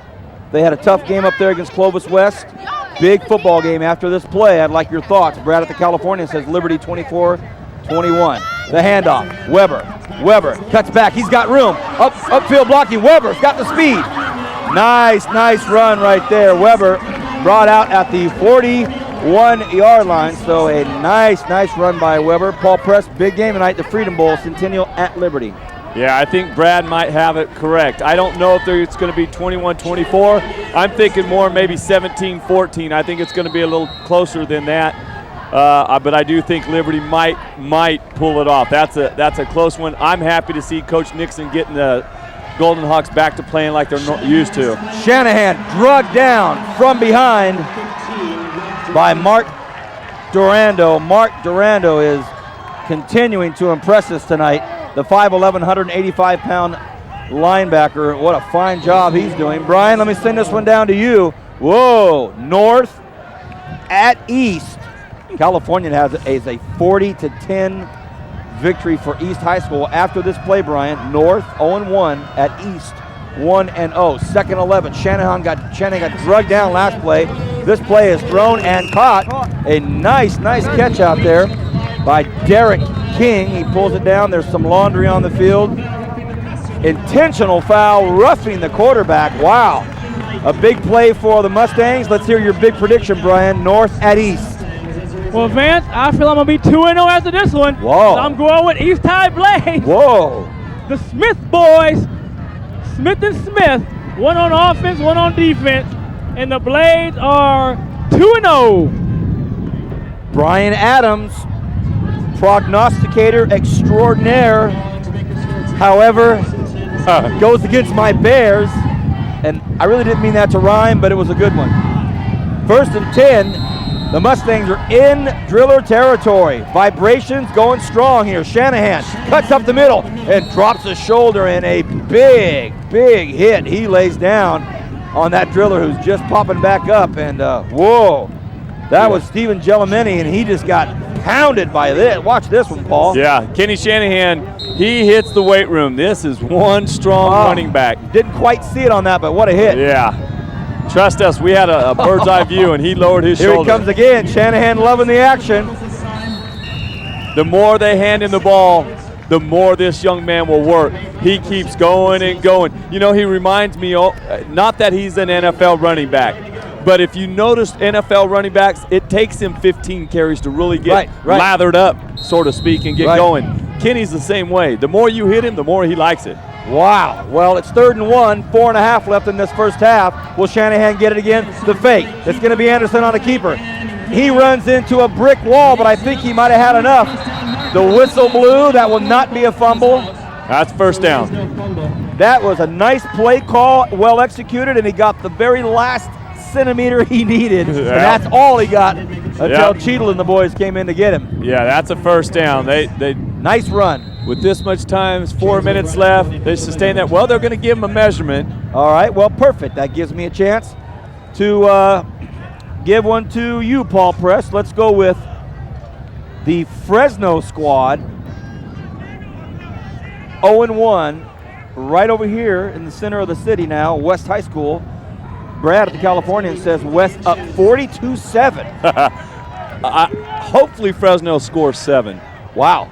I think Brad's a smart guy. Ryan Matthews is going to run all over them tonight. And West High, they play that first opening week against Clovis East, and Clovis East is a great team. West High, all the way. Paul Press, it was not a first down. Shock to you and I. A big 4th and 1. Anderson will come up behind center. No shotgun. Wow. Weber right behind him. Anderson tries to battle through, and they do. The offensive line for the Stockdale Mustangs up for the challenge. Face mask to face mask, and Sunju Hong, 6'1", 265, a senior. Paul, tell me about this guy. He's been up for 3 years. He actually played in that Valley Championship game 3 years ago as a sophomore. Sinjo, as we call him. Sinjo, he's a great young man, very strong. He's the leader of that line, and did a great job there. Wow, great play. Now Anderson back in the shot with the hard count. He's got Shanahan blocking. Shanahan lays the block on. Anderson throws it up, and a little bit of a mix-up there either on the route, or Anderson probably just said, hey, you know what, let me keep this out of trouble. We've got a drive going here. Yeah, we've got a great matchup with Vince Van Horn, number 22, and Tim Armstrong, number 31 out there. They've been battling all night. I know both those young men very well. I spent a lot of time in the coaches right there with young Vince Van Horn. You know, he's already got 1 Valley Championship ring. His father has a whole plethora of Valley Championship rings. And the debate is who was the better athlete in that family. I think Vince has got his dad, though. Shanahan wrapped up instantly out there by Lawrence Smith. And he got a little help at the end of the play, but the initial hit was Smith. Some big bodies down there at the line of scrimmage, Paul. Yeah, we're seeing two side of the ball with great linemen. I mean, we'll get their names called out here, guys, because you definitely deserve it. But they're doing a great job. You know, both sides of the ball. These linemen, unsung heroes for these guys. And the offense these guys run, the spread offense and the spread dive option offense, it's not easy to block. 3rd and 2. Anderson hit hard. They whistle it down. Will not happen. Incomplete. Will not happen. That will bring up a 4th and 12. Brian, you were whispering in my ear. What's on your mind? Well, I heard Paul talk about the rings that Van Horn has, and his son has 1 ring. Just remember one thing. Vince is for playing. Rick's is as a coach. Whoa. Oh, wow. I'm glad you said that. This is coming from a guy who just had a page put in his book. Brian. Hey, we got to be honest here. You know, all right. That's the one thing his son can hang over him. Wow. Yeah. I tell you, though, what. You're right, Brian. You're right. Coach Van Horn, Rick Van Horn, I still believe holds the single-season record at BC for the most interceptions. And he owns the career. And whoa! Look at this. Watch out. Anderson pounded at the 42-yard line. He was hit hard, everybody. And well, this BHS crowd is up, and they are on it. The fumble was recovered by Mark Durando. And I was watching you, Brian, and listening to you, and that was a big, big hit. Yeah, as we see the Volvo Rinse replay right here. Luckily, here comes Ferguson. Ferguson's thinking about scooping and scoring, and he gets kind of blocked out of the way there by his own player. If Rando doesn't pick it up, hey, that's a scoop and score. So Stockdale should better thank Mark Durando for covering. He did the right thing. Durando, you covered that up. A good job by him. 1st and 10 drillers. Philip Thomas hands the ball off to Moore. Saxon Moore looks upfield. Downfield blocking. He needs it. He gets a little bit of it and picks up a 37-yard gain, and that'll bring him up to the 22-yard line. Wow. Saxon Moore, the 5'7", 155-pound senior, is really chomping up some yardage on this football field. And you think, Paul and Brian, when you've got a talent like Philip Thomas back there, Saxon Moore is just, wow. Yeah. That's a lot to deal with. Yeah, and Timmy Armstrong did a great job there of screening off that downfield block, taking the right angle, trying to slow down Saxon Moore, because if he doesn't take that right angle, it's a touchdown. And all of a sudden, the drillers are kicking off to Stockdale.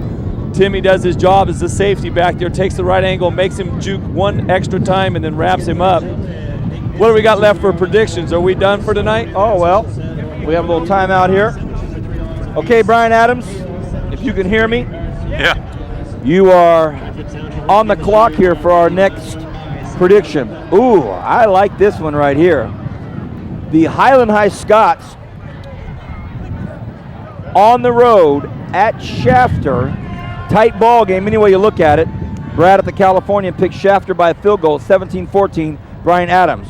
The Scots at the Generals. Well, since the Highland Scots are on the road, and I don't know if they're road warriors, but I'm going with Shafter Generals on that one. Hey, chalk me up 3-0. Yeah, you got it, buddy. I'll chalk you up. I think Highland's going to take that one. Go Bolton. 2.5 left here in the first half. Philip Thomas has got a 1st and 10. Drillers offense at times have been clicking on all cylinders. Looks like some very awkward forward motion there by the gentleman he just handed off to, George Ming. Oh, I'm sorry, that was Daniel Burgum. Wow. Sorry, Philip Thomas kept that. They double fake and got us all. So, hey, if I'm, calling the plays for Bakersfield High School, at times I'm not quite sure exactly who I go to or where I go. There's so many options. Yeah, there's a lot of weapons. The one thing, though, they haven't really thrown the ball. They haven't thrown it out here to Vince Van Horn or Ojeriaki, number 21. I think they may go to him right here. They're trying to put him in the slot down here and see what happens here. I'd run him across the field right now if I was BHS. 2nd and 6.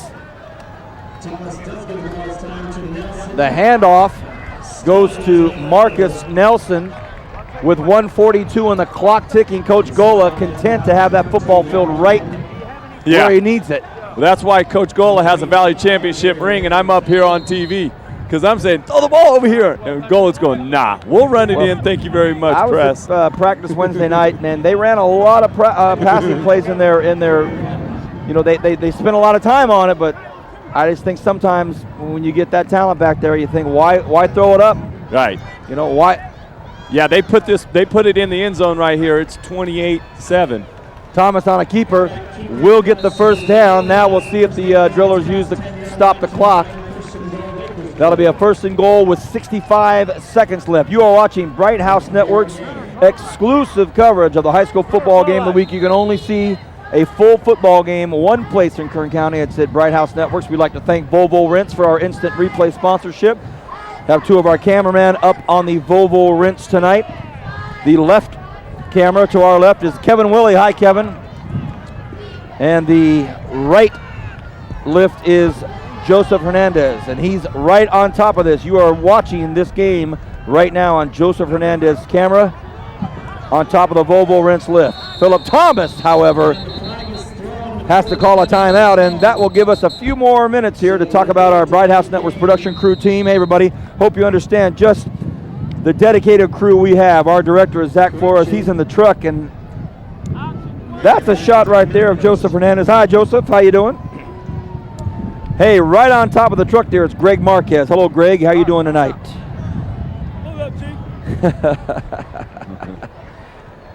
Who else do we have here?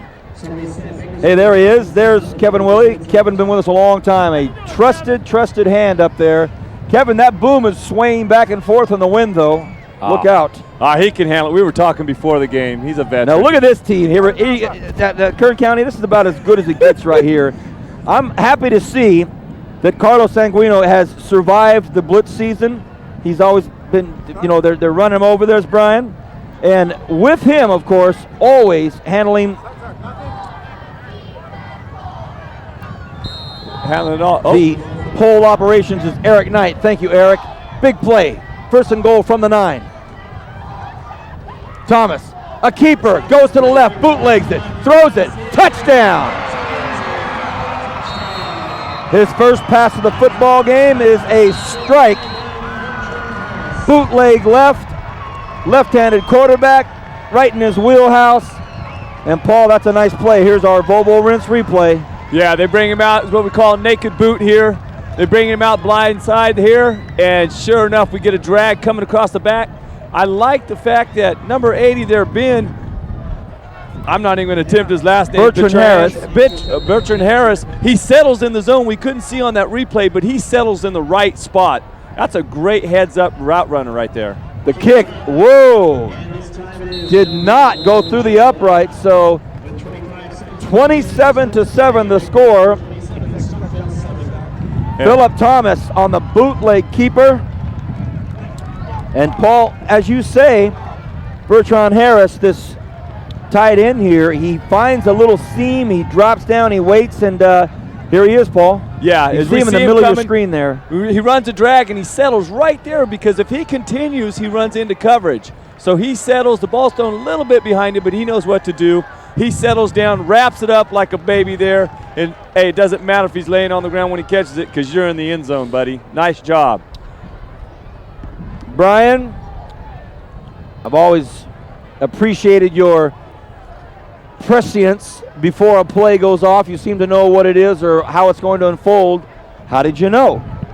Because, Vance, you guys are talking about options up there.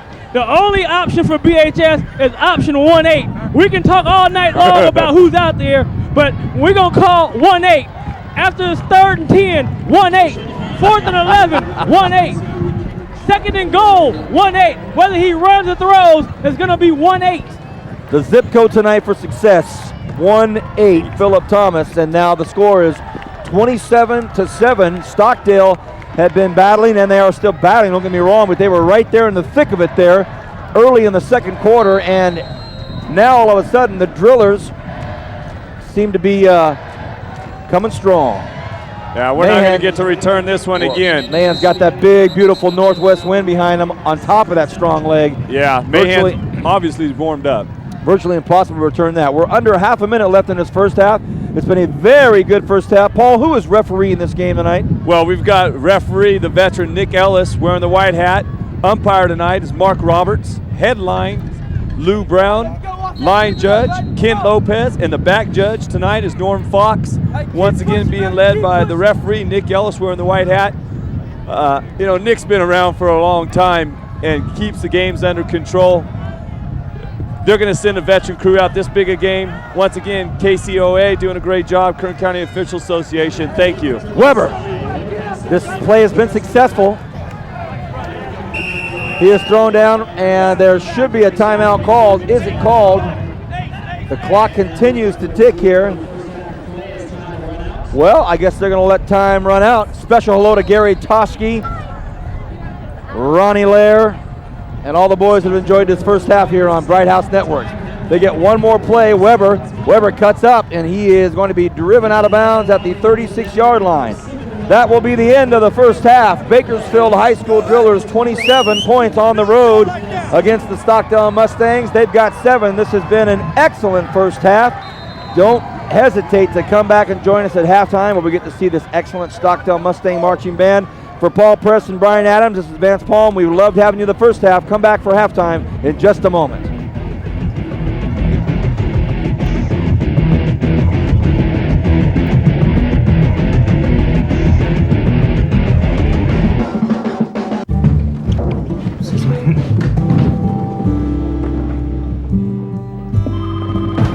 Hey, Mom. When you live in a Bright House, you can always be there when they need you most. Oh, hey, Mom. Thanks to Digital Phone. Our calling plans help you save on local and long distance. Yes, love you too. So talk all you want. Hi. Hey, You need to get that? a voicemail. See how bright life can be. The Sheriff's Activities League invites you to their country concert in Wasco Saturday, September 9th at Barker Park. Gates open at 5, concert starts at 6. Tickets are $20 for general admission. See Victor Sands performing for the first time in his hometown. Rick Russell with Josh Graham, former members of the Smokin' Armadillos, in their first appearance as a duo. Rick Reno Stevens, J.D. Hardy, and Lillian Lopez. Come support the Sheriff's Activities League in Wasco. For ticket information, call 868-1501.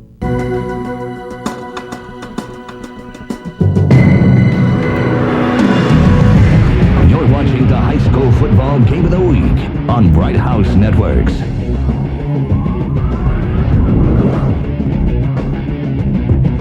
Welcome back, everybody. 27-7, the Mustangs are hosting the Bakersfield High School Drillers, but right now they are 20 points behind for a very serious halftime discussion in the locker rooms with their respective coaches. One of the highlights of our high school football game of the week coverage here at Bright House Networks is the home band, and this is a great one. I'm proud to announce that Jamie Parks' son is one of the clarinet players, so let's join in and listen to the Stockdale High Mustang Marching Band. By our Associate Director and Stockdale High School alumni, Scott Dirksen. Following the Batman opener, they will play Ghostbusters and then conclude with the Stockdale High School fight song.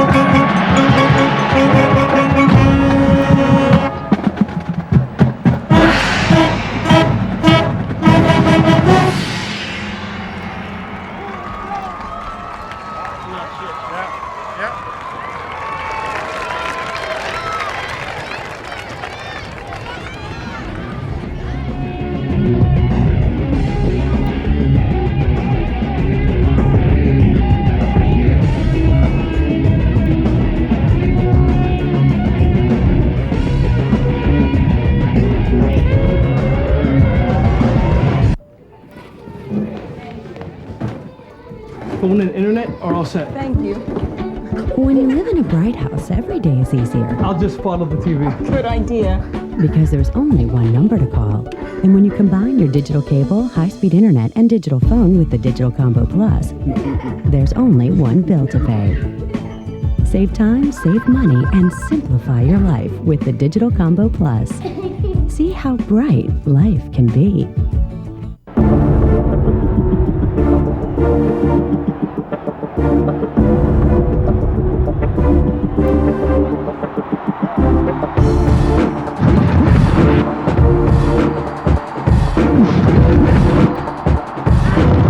Honda is a proud supporter of Kern County's future NFL stars.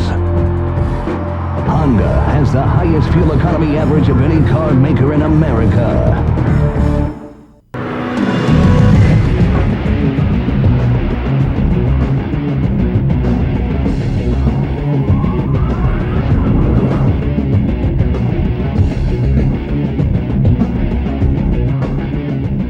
Welcome back, everybody. Vance Palm alongside Paul Press. Bakersfield High School 27, Stockdale 7. And we've heard some scores from around the city here, Paul. And I think when this score gets transferred out around the airwaves and the word gets back, you'll hear somebody go, ooh. I mean, it's maybe not a major shocker that BHS is ahead. But, you know, at halftime to be up 20, that's a big move anytime. Sure. Especially over the Stockdale Mustangs. They're traditionally a solid team. But as we were talking about at halftime, you cannot give the Bakersfield Drillers a short field. You know, here we go. We've got BHS kicking off. Stockdale's got to sustain the drive here. Burn up a little bit of the clock, but not too much. They are 20 points down, but there's still plenty of time, 24 minutes left to play in this game. What they've got to do is sustain a drive. 2, they've got to do better on special teams. And 3, they've got to make BHS sustain a drive and earn a touchdown. Weber takes it on a nice friendly bounce. Weber up to the 35-yard line. So now the Mustangs will take over in decent field position, about the 37-yard line. As we're looking out here, 1st and 10 for the Mustangs. And Brian, I see you kind of discerning this first look out here for this BHS defense. Your thoughts as this first play unfolds, your first thoughts about that half? Well, Vance, you know, one thing we saw is that Drillers dominated the ball on the ground, and they controlled that line of scrimmage, and that was the key for that early explosion. But right here, you got Weber breaking loose, and he has some speed as Philip Thomas is going to put him down. Good tackle. Weber with a big first down, first carry. And first down, just boom, boom, just like that. 11:43. We are just underway here in the second half. We've just started, and Stockdale is on the move. 1st and 10 Mustangs.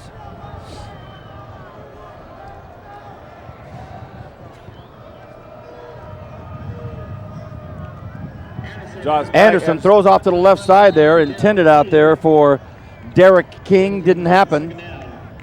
A little bit later in this third quarter, Paul, we're going to have you speaking to Rick Van Horn. He'll be joining us here in a little bit. Brian had a chance to talk to him on the sidelines. He's now up here family in tow, part of family in tow. He signed your book, signed my book. I'm looking forward to listening to you and Rick Van Horn call the action, talk a little BHS football, talk a little bit of your day jobs. I'm not sure everybody in Kern County realizes the proximity of your lives away from the football field, so we look forward to that. 2nd and 10. Anderson out to the right side to Shanahan. Shanahan puts the stiff arm to Daniel Burgeon, but Burgeon will have none of that.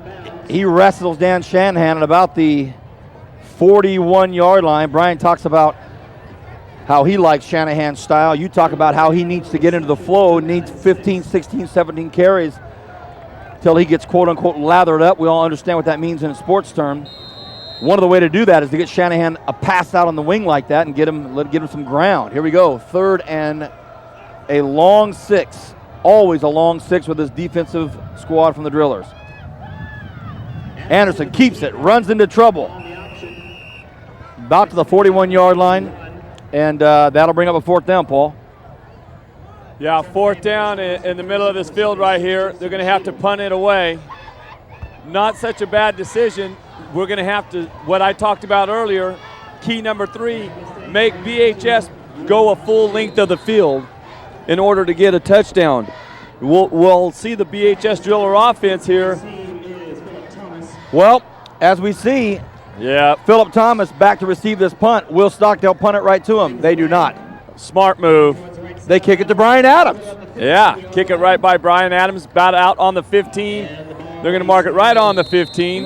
That's well, I think that spot is as good as any. I think the officials went, well, we'll take it right there, because I don't think they really had a line on it. But as we see, I'm sure number 18 is going to be behind there getting the snaps. And what Stockdale needs to do right now, obviously, state the obvious is, make good tackles, swarm on defense, and prevent the big play right here. Make BHS earn a touchdown. Now, if they drive 10, 12 plays and they get it, well, they earned it. But you can't give up the big play, and you can't give them a short field. 1st and 10, Thomas has Ojeriaki split left, in motion, Vince Van Horn. The ball goes up the middle. Look out, Saxon Moore. If he has room, he'll get it. He gets it. Saxon Moore being chased down by Weber. Weber drags him down to the 40-yard line. Saxon Moore. Woo! Well, just what I just 39-yard line. Don't give up the big play. Make sure everybody does their job and plays their position. And earlier in the first half, Brian Adams answered one of my questions, and he said, Vance, as long as Stockdale doesn't give up these big plays, they'll be all right. You echo that now early in the 3rd quarter, and these big plays can take the wind out of a defense. Yeah. 1st and 10, Drillers on the Mustangs 39-yard line. Paul Press alongside myself, Vance Palm, Rick Van Horn about 2 feet away from me, Brian Adams field level. What a night. The handoff, Emmanuel Turner is wrapped up immediately. Great defensive effort there by the Mustangs, and Paul, as you mentioned so aptly, and I am most guilty of it, not bringing to the forefront the names of these linemen on both sides of the ball for both teams. But the old saying is it's one in the trenches, one between the tackles. Tonight, I think has proven that point. Big gaping holes for the Drillers to run through. Yeah. 2nd and 11. Thomas in the mini shotgun. Thomas is going to keep it himself. Cuts up field. There's that so very dangerous quarterback keeper. Brian alluded to it. We saw that in that Valley Championship game last year. When in doubt, number 18 cuts up the middle, and that's just like, it's like having Walter Payton bust through there, and all of a sudden you got to tackle your quarterback. I was going to say, it's getting to be what I'm going to term it. I don't know if anybody wants to hear it, but it's the Thomas Gallop. When Philip Thomas starts running, he kind of has a gallop to him. As we can see right here, he kind of gallops through, and he really gets going. And here we go. 3rd and 5, a big play here, especially for the Mustangs. They show blitz. Thomas holds off the count. Thomas rolls right. Will he throw? Thomas in trouble. Thomas cuts up the gut. Thomas has all the room he needs. Big blocking by the Drillers. Thomas, what a beautiful move. He's still on his feet. Thomas picks up the 1st down. We've got a penalty flag late. Wow. And I've just heard the understatement of the year for our director, Zach Flores, to say we need to get that on replay. Yes, Zach, I concur. Here is the replay of the year so far. Well, Volvo rinse replay. Here we go. One move. Here we go. Let's count his moves. There's 2. There's 3. There's 4. There's 5. 6. Let's count. There's 6 moves. 7. 8, 9, 10. Oh, there he goes. He almost went through all 11 players. And finally, and there was a flag downfield, which brings it back. Holding, but it was way down there. It should still be a first down according to the markings, or it's going to be 3rd and inches. Well, it should be a first down. Well, it looks like a first down. They're going to leave it at 3rd and inches. No, I think they've got a little confusion on the sideline. Should be 1st and 10. He picked up the first down. There you go. And then the holding call. So I don't care what penalty it was. It's never going to take away from that. And Brian, let me hear your thoughts very quickly. Well, Vance, anytime you got a kid like that, there's nothing the coach can do. Everything's right there. You got a sack in the backfield, but he's just better than everybody else in the field, and that's just the way it is, and nothing you can do about it. Mitchell comes in to quarterback, hands the ball off to Nelson. Coach Van Horn shaking his head up here as he sees Philip Thomas dissect the Stockdale defense. 8:06 left here in the 3rd quarter. Philip Thomas out for a few moments to get a breather. Yeah, and it's pretty obvious what they're going to do with Philip Thomas out. You know. I don't know. Mitchell's put the ball up before. Yeah, that was when Philip Thomas was in the game and he threw it deep to him. He took one step and threw it as far as he could and still barely overthrew Philip Thomas. So Mitchell's got 2 backs behind him. He looks around, makes the call. He's got about a 2nd and 5 to work with. Too long. Let's go, Kern County, I'm going to turn the headsets over to my partner up here, Paul Press, and I'm just going to shake the guest's hand, at least shake his hand before we go on the air. Rick Van Horn, fantastic job with this book. I'm going to turn the mic over to Paul Press. Hey, buddy, good to see you. Well, Coach, Thank you, Vance. Welcome aboard. This is it's like old times. We're on the headsets together. I know it. We're rolling along here as we're watching BHS. Coach, you've done a lot of radio and a lot of TV. Why don't you take us through here? You're a driller, and we'll get into the book in a minute. We see young Pete Mitchell taking the snap here. Just take us through the play. Mitchell, little boot action. They're going to pull the guard. They scored on that play earlier, if you remember. Hit. I think that's Andrew. Hit him in the end zone. Yeah. Exact same play. Good call there, Coach. Yeah. That's exactly what they did last time. Yeah. And the only difference was Mitchell couldn't quite get it there, and he threw it a little further. It looked like they stretched that one a little longer. Yeah, All they right. did. Well, let's get to this book. I went down and picked up 3 books today. Well, thank you, Coach. And, you know, as we watch here, we got Philip Thomas back in. We'll watch this play right here as we'll see Thomas taking the short shotgun snap, the abbreviated shotgun here. It gives him a chance to either run or take it. Looks like a full keeper here. He's going to, wow, he steps up and throws to, who's that? Who's that caught that? Oh. I'll let you make that call. All Who right. was that? Number 22. Number 22, junior, skinny kid out of Rio Hondo, I guess, huh? Yeah, that's Vince Van Horn catching that. I was going to ask you, how many balls do you think Vince is going to catch this year? 3, 4? Well, yeah. He caught one last week. He got one now, so. Well, that's good. You know, that's one of the keys to play Bakersfield High. You've got to put them in passing situations. You know, you've got to make them do something that they don't like to do. Yeah, well, we've got a 1st and 10 here. The ball's on the 14-yard line. Philip Thomas taking the snap. He looks down, taking a long count here. Dive option, rolls out. He's going to throw it up. Oh! Looks like Timmy Armstrong, one of my favorite players. Yeah. Great young man I got a chance to coach a few years ago. Tim playing that safety, reads it, stays home. And first turnover. Let's see if Stockdale can capitalize. As we're looking at this book here, as Vance lays it up, Friday Night Heroes, 100 Years of Driller Football. Coach, walk us through real quick. Well, you know, I started this back in '93. I went back. I was coaching over there. One summer, I spent the whole summer going back trying to get all the records on the same page. You know, Coach Griffin, Goldie Griffin, and Paul Briggs, and Homer Beatty, and Pat Preston, all their records were different.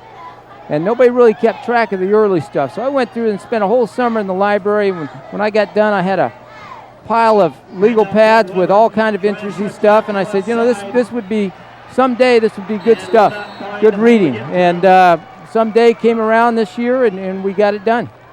Now, tell the listeners out there, or the viewers, Bright House Network viewers here, where can they go get this book now? It's at all 3 Russo's in Bakersfield here. We've got a website, www.drillerheroes.com, that you can go on there. You can order the book from there.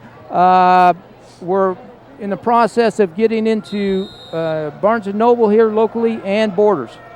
Wow. Well, I'm going to tell you, I had a chance to pick it up, and I did have a chance to, at dinner tonight, sit down and read quite a bit and thumb through it. As we see a pick here. Oh, almost a pick. Morris drops it. He had it. If he picks that off, he's going to the end zone. Brings up 3rd and long for the Stockdale Mustangs here. They've got to get something going. It's not a good situation for them when it's 3rd and this long. They've got a good quarterback with Brian Anderson, but he is young. This is only a second varsity game. So pushed up back by their end zone here. But, I got a chance to thumb through your book and look at it. It really is a nice book, and I have to thank you for autographing mine. I know when it came out, I was talking to the people, and it's the #1 seller right now in Bakersfield. Congratulations. It is. It's the #1 seller, and it looks like it'll be the #1 seller for Russo's for the whole year. We're battling right now with Freight Train Running, the story Buck Owens, and I'm kind of torn there because all the proceeds there go to the Bakersfield City School District that you and I know very well, and so I'm kind of torn between that and the money going for that, which I work for and you work for, and my book. Right, and if people don't understand what Rig's talking about, or I still call him Coach Van Horn because I coached under him for a few years. We got a return there, a hard hit. I didn't see who returned that. Was that 22? That's Vince Van Horn with the punt coming up, taking a hard shot. But I'm sure that Mrs. Van Horn's happy that he's up on his feet and going as Dad kind of chuckles, and welcome to varsity football. That's right. But he did a good job of fielding that and going upfield. He's not dancing around and going north and south here. Did a good job. And the Drillers, once again, start on a short field. But I have to thank you, Coach. I mean, not only for giving me an opportunity with the Blitz, but also sitting on the board of trustees for the Bakersfield City School District, where I teach during the day. I think we've got things going in the right direction with that school district. And who knows, maybe in a few months I might be calling you for some advice. Well, I might be working for you here pretty soon. We just might reverse roles here. Yeah, so, you never know. I know the school you work at raised your scores by 30 points. Yeah, we're very proud. 30 points, and we're going to get another 30 for you this year. Oh, yeah, you were the #1 junior high in town over at Chipman Junior High, so we're real proud of that. Yeah. Well, we'd like to thank you for your time coming up, and I'm going to get Vance back on that. But before you go, best of luck, and I know you're helping out a little bit with the Liberty freshman team, but we're excited to see what happens with you, and who knows, I know you're going to spend this year and next year watching Vince play some Driller football, but after that, I'm sure, wow, look at here. Wow. That's touchdown. I hate to say it, but I see Stockdale kind of walking off the field, walking around, looking at each other right now. Yeah, that might be the straw on the camel's back right there. I think so. 33-7 right now, lining up for the PAT. But we look forward here in Kern County seeing you on the sidelines again on a Friday night. If not a Friday night, I'm sure a Saturday afternoon somewhere. Well, I'm hoping. So with all your talent and what you bring to Kern County football, and now bringing the #1 seller here in Kern County with Friday Night Heroes. It's an excellent book. If you haven't had a chance to go buy one, I highly advise it. I'm not saying that just because he's my buddy, because it is an excellent book. It's the best $20 I've spent. It was $20. I mean, hey, you can't buy. I know. I went to college. You can't buy a book anywhere for $20. Can't. So it's a great buy. And thanks again, Coach. We appreciate you. Thank you, Paul. Thank you, Vance. As we look on here, as we can see, BHS adds on the extra point, makes the score 34-7 with 5:12 left to play in this third quarter. And I have to tell you, Vince, I'm looking down here and I see the coaches at Stockdale are still coaching, but I hate to say it, I don't see a lot of seniors. I wish the seniors would pick up and grab somebody here and pick up the juniors and the sophomores that are on this varsity and say, look, it's still early in the year. There's a big chance that we might see these two teams during the playoff, the first round of the playoffs. Wouldn't be surprised to see Stockdale at BHS first round of the playoffs. Well, very important point, and I'd like to thank Rick Van Horn for coming up here and spending time with you, Paul. And Brian, as you had a chance to hear, I'll always call him Coach Van Horn. It's just always Coach Van Horn to me. I had a chance to talk to Coach. I had a chance to look at this full-page picture of you in that Bruins uniform from UCLA. Number 6, that must be a real pleasure for you to be in this book, Brian. Well, Vance, it's just an honor to be able to put that blue and white jersey on and play with the greats that have played before me and the kids that are playing after. And I was just a lucky guy to be at the right place at the right time. We'll talk a little bit more about that as the game unfolds here in the end of the third quarter and the beginning of the fourth quarter. Brian, when you thumb through this book, it's entitled Friday Night Heroes, 100 Years of Driller Football. I'm sure a lot of memories come through your brain. Can you imagine, we pictures of Carl Bowser here with no face mask about to lay a big lick on one of these players from Tulare. There's a lot, and I mean a lot, of players in this book that have big names now in the community. Well, Vance, I mean, that's the thing that we have is that tradition, the guys before you. And hopefully these kids here who are playing now will get a chance to read it and understand the tradition and what they're really a part of. And I think after seeing them win last year and Paul Gola talking to the kids about it, they're starting to understand that it's almost like being at a Notre Dame or a Texas. You're part of a proud tradition and history that goes on for years and years and really is only living, breathing organism. That's the voice of Brian Adams, the veteran on this football squad here for Bright House Networks, and this is just a pleasure to have this book. And once again, thanks to Rick Van Horn for coming up here. His son's playing. He like to concentrate on his boy on the field, but he takes the time to come up here and do this. And Paul, thanks for picking up Brian and I's book. And let's see if we can figure out what's happening here. 4.5 left in the third quarter. Weber gets the ball handed to him at the 37-yard line. Looks like he might have lost the yard line. And just as you say, a running back like Shanahan needs a lot of runs to get going, this defense from the Drillers seems to be getting stronger and stronger and stronger every single play, Paul. Yeah, they sure do. They look very strong. Looks like they're going to come together and play very well. Coach Gola, Paul Gola, brought in this new defense, this 3-5 defense. A lot of the teams are starting to go to it, but he was one of the first teams to bring it in the Valley here and play it. He coached it. He ran it in Texas. He ran it when he was out in the desert. And that's one of the reasons why earlier on the pregame show I had on my Blitz visor, and I'm still wearing it, but you can't see me now. But I have on a visor, and I was joking with Coach Gola. I said, this is a tribute to you because he's always wearing a visor. When I met Coach Gola about 7 years ago at a coach's clinic, he was explaining this 3-5 defense. I had the opportunity to sit down for 3 hours for him. I just met the guy. He sat down for 3 hours and explained a lot to me. I was very appreciative of it as we see the Stockdale kicking away here to an empty back. BHS was obviously going to it and was playing it safe. Let the ball die. They get the ball on the 26 coming out. But it's a difficult defense to block because you never know which backer's coming.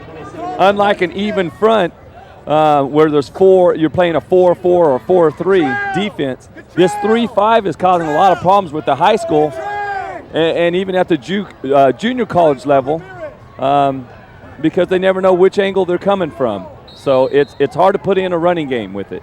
1st and 10 for the Drillers. Thank you, Paul. 3:42 left in this third quarter, and they're already up big.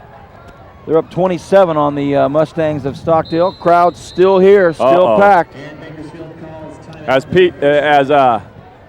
Philip Thomas, number 18, is in at quarterback. He looks down and points to his right guard and says, hey, Coach, we're missing somebody here. I know I'm good, but I'm missing one lineman. I don't think I'm going to snap the ball when I'm missing a lineman. And I don't blame Philip Thomas, and I'm sure Coach Gola and the rest of the Driller coaching staff don't want Philip Thomas to take a free shot either. Well, there's a look at head coach Paul Gola, the head coach in his second year. His first year, he comes in and wins the Valley Championship and does it in dramatic fashion, going up to the Valley in Fresno and putting a whooping on a very talented team. But take it from this announcer that called the game, I felt it was all BHS all night, and they had some highly touted, star-studded receivers that were going on to D1, but it was all BHS. And head coach Paul Gola enjoying his first year here. Brian Adams made a great point. Hey, those Driller fans' memory are awfully short. They're used to winning, so a new season, a new challenge. But head coach Paul Gola seems up to it, and he did a little bit of a chewing there on his team for not being prepared here. 1st and 10, 3:42 left in this third quarter. Philip Thomas. Thomas has pretty much been able to do whatever he's wanted to do tonight as the quarterback of this Driller squad. And even when he hands the ball off, he's dangerous because if he pulls it back and keeps it, you've got to be ready. Yeah. He's already shown what he can do on defense. He just jumps out of the sky there, picks off a pass, runs it back almost all the way. He's a very dangerous guy, but I doubt if we see him too much later on in the game. This early in the season, you don't want him out there taking extra hits. Thomas throws out to Van Horn. Van Horn makes a move, still on his feet. Van Horn up to about the 41-yard line. Nice photograph of Rick Van Horn and his father and his son Vince in this Driller book in the back page. And I think the best thing about that book, Paul, is that, yeah, of course, it's about Driller football, but it's so much a testament on the heritage and the culture and the history of Bakersfield as a city as well. It's a great job. I felt like I was just thumbing through like the walls at Luigi's. It really is. I don't care where you went to high school, where you graduated from. Get the book, and look through it. It's going to take you down memory lane. It just makes you smile. Saxon Moore takes the handoff from Philip Thomas. Saxon Moore still on his feet. And Saxon Moore pulls the Stockdale defense into their own territory. 1st and 10 from the Mustang 47-yard line. Once again, we'd like to thank Volvo Rents for being our instant replay sponsor. And as we say it, there is our Volvo Rents replay. They provided these 2 big booms for our cameras. We also want to thank Steve Manchaca in charge of all the audio tonight. I've been told week in, week out on all of our Bright House Networks events, man, you guys sound great. You sound great. Thank you, Steve.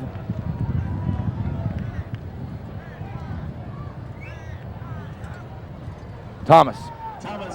Again out to Van Horn. Van Horn tries to split the defense. Van Horn picked up. Van Horn still on his feet. What a tough out. Young Vince Van Horn. Look at him go. That's 3 catches for young Vince Van Horn. That's got to be at least the last 18 months record. Somebody catching a pass 3 times in one BHS game.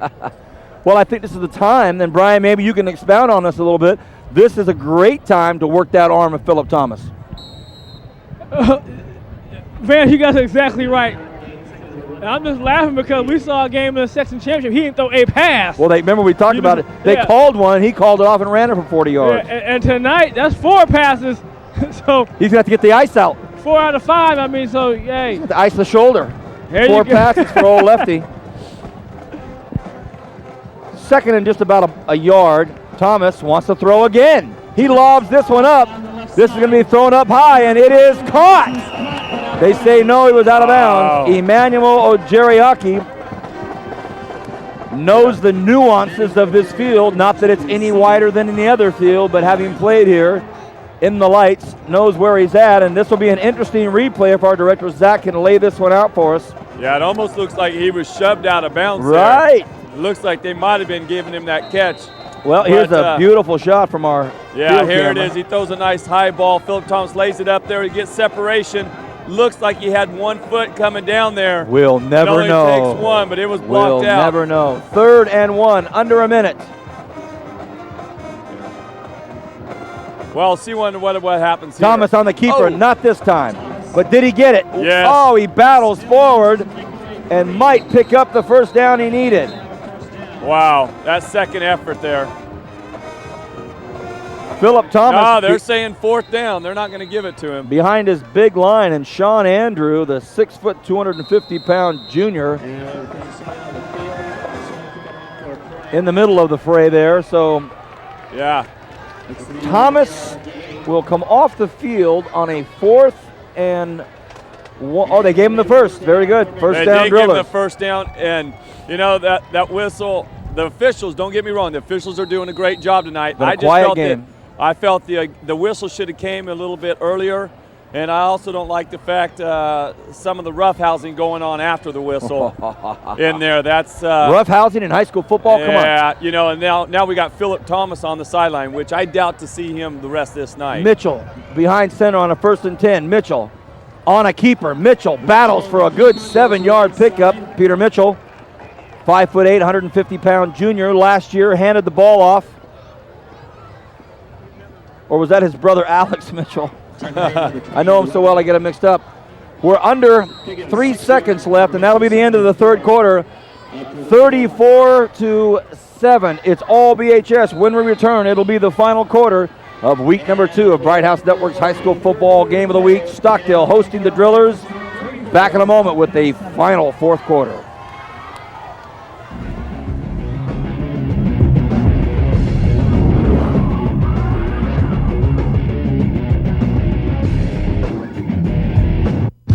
Do all your friends and family live in California, or are they spread out across the country? Either way, we have a calling plan to meet your needs. Choose Unlimited Nationwide and call anytime, anywhere in the U.S. and Puerto Rico for one low price. Or choose our new Unlimited California plan and call anywhere in the state for one low price. Either way, we make it easy. Bright House Network's digital phone. Home phone service on your terms, not the phone company's. Honey, are you going to do that yard work today? I'm looking up all the places I need to go. Next Saturday, I'll go and get the stuff. Locally owned and operated, Volvo Rents has everything you need for that weekend home improvement project. Our friendly and knowledgeable staff will guide you through our vast assortment of tools, supplies, and rental equipment. From concrete or masonry mix, mixers or finishing tools, to lawn equipment and landscaping supplies and more. At Volvo Rents, we deliver more care in every rental. I got you everything you need at Volvo Rents. Here's some gloves. Bye.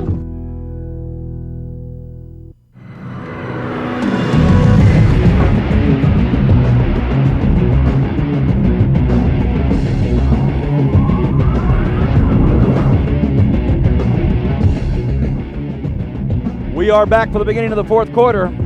It is the Drillers 34, Stockdale 7. Mitchell off to the left side, completes the pass. Ojeriaki keeps the ball and he battles up to about the 24-yard line. A nice pass and a nice run. Once again, we want to promote Bakersfield On Demand and Channel 21 programming other than high school football. This month you can catch all 23 episodes of Damage TV on demand. That's Meathead and Desi that host the local bands. Our new show, On a Tankful, airing on 21, Thursdays at 7 p.m. and on demand, Channel 300. That's things to do and places to go in California on a tankful of gas. And coming this fall, don't miss Condor Hockey, Cal State Bakersfield Basketball, and the Bakersfield Jam, all exclusively on Bright House Network. Mitchell pitches out to Turner. Turner ran into the ground at about the 20-yard line. Just want to touch again on everything that we have to offer on Bright House Network. It's going to be a very busy fall. And looking forward to being involved in every aspect of it. We're just underway here in the 4th quarter as we see the Volvo Rents replay, and the Stockdale defense doing a fine job of taking Emmanuel Turner and turning him back. The junior drove into the ground. Kenny Shanahan coming up from his linebacker position, shooting the gap there, getting up, making a nice tackle, bringing him down. Brings up 2nd and long. See young Mitchell there getting ready, barking out some orders, getting ready to take the snap. Mitchell pumps, throws to the corner, has a man open, throws it over his outside shoulder. Emmanuel Ojeriaki. Mitchell did the right thing in keeping it from getting picked off. That'll bring up 3rd and 11. Well, Paul, it's unfolding the way that the Drillers had hoped for. A big lead. Nice performances out of their offensive threat. And now, of course, a defensive threat. But I think the point I'm trying to make here is that for a 14-7 loss last week, Their offense has really kicked it in tonight, and that's what Coach Gola was hoping to see. 3rd and 11. Mitchell QBing at this stage of the game. Mitchell pitches it out to Turner. Turner taken up at about the 20-yard line. Once again, Kenny Shanahan showing his presence on defense. He's a great young football player.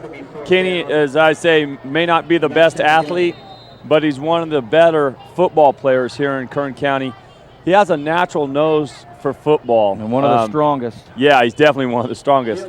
But he has a natural nose for football. Some kids, no matter how much you coach them, they play well, but they just naturally don't have the instincts to be a football player. Kenny naturally has those instincts to be a football player. He stays healthy this year, continues in the weight room. Chances are we'll be watching him play somewhere on Saturday. As we line up for a kick. It's the field goal attempt, and it is good. A nice 37-yarder is up, and it's good, Paul Press. Pete Mitchell, number 13. Hey, there you go. Look at that. He's quarterback, puts it back, kicking field goals. And the BHS Drillers go up. They got 37 on the scoreboard, 37-7. With, 9:32 left in the fourth quarter. Well, the JV tonight, Mustangs put a whooping on that BHS JV. Yeah, they sure did. Pretty big, and Brad Showers, long-time offensive coordinator here for the Mustangs, and now taking some well-deserved time to step back and enjoy the life of father instead of father coach. It's all father now. He does help out the Mustangs here. He had a chance to talk to me about that JV squad. But really impressive for Stockdale. BHS get it together here. Yeah, I'm sure Coach Showers, Brad, we talked quite a bit. Brad, that's who I was on the headsets with when I coached here at Stockdale. We worked together very well, and it was a pleasure working with Brad, and we remained good friends. And I think, taking the time off, it's hard to do, to walk away, but I really, really advise it. After you've been coaching so many years, he's got a beautiful young family and everything to take care of. And let's not forget, Coach Showers, or Brad Showers, also coaches baseball here at Stockdale and is a big, big part of that baseball program, which is excellent here at Stockdale. Shanahan will take it up at the 12-yard line. Shanahan building some steam up. Nice outside blocking. Shanahan puts the burners on. Shanahan hammers William Mahan. Mahan hops up and says, well, I stopped him, but woo. Yeah. Well, Shanahan found some room on the left side of the football field, and that's just what we're talking about. He has a nose for the game, and watch this, Kern County. 3, 2, 1, pow. Yeah, and Will Mahan, he's the kicker there, and he does a good job of holding on and bringing down Kenny, because that's not an easy task to do in the open field. No dice. Yeah. I really wouldn't want to do that. Do not try this at home. Yeah. 1st and 10, 9:20 left in this football game. Drillers up by 30. Oh. Looks like it might be a face mask there. Yeah, no call. Wow. They didn't get a call on that, but he definitely had some face masks at the beginning of that run. And Weber kind of looks, doesn't complain, gets up, goes back and does his job in the huddle like a true running back. But so it's let's see what if Stockdale opens it up here, and let's throw the ball a little bit and see what happens. Yep. New QB behind center there. He hands off to Shanahan. Shanahan drags a couple of defenders for about 2 or 3 yards. The new quarterback will be Lane Claiborne. Lane Claiborne QBing for the Mustangs. Brian, next week we'll have East at Centennial, ironically played up at Bakersfield College because of Centennial's continued work on their football field. East at Centennial at Bakersfield College. What do you think? Well, that's going to be our first chance to see both teams. At this point in time, we don't know what happened in either their games. But we'll get a chance to see another couple great players I know for East High, the Smith boys, Michael and Andre Smith. So I'm excited about seeing that game. And Centennial seems to be revamped. They feel they have good senior leadership coming this season. and let's see what they do. Thank you, Brian. 3rd and 6. Clock continues to tick. Claiborne, another quarterback now, Ferguson. Ferguson rolling to his left, throws with his left. It's a nice pass. Hauled in there by Derek King. Casey Hobson. I switched my books around. Casey Hobson flings the left-handed pass, and it's caught out there by Derek King. Wow, Emmanuel Turner timed the hit perfectly. I mean, when that ball hits his chest, he hits him, but a nice reception out there. First down Mustangs, and we're under the 8-minute mark left in this football game. Yeah, I think that game next week's going to be a good one, although our first word was Liberty was up 14-3 at halftime over Centennial. But still, that's going to be a great matchup. Here we go, Shanahan brought down a great defensive play out there by Diego Medrano. Medrano, a 6'4", 235-pound senior. Medrano is a force on that football field. Yeah, he's a good-looking football player. That's a big, solid kid right there, 47, Medrano. Looks very, very good. But, wow, here we go as Nick Ellis is winding that clock down with 7:31 left. 2nd and long. Hobson flings it out here to Weber. Weber goes out of bounds, does not stay in bounds. Well, the referee says he stayed in bounds. No, he did the right thing there. Weber gets out of bounds.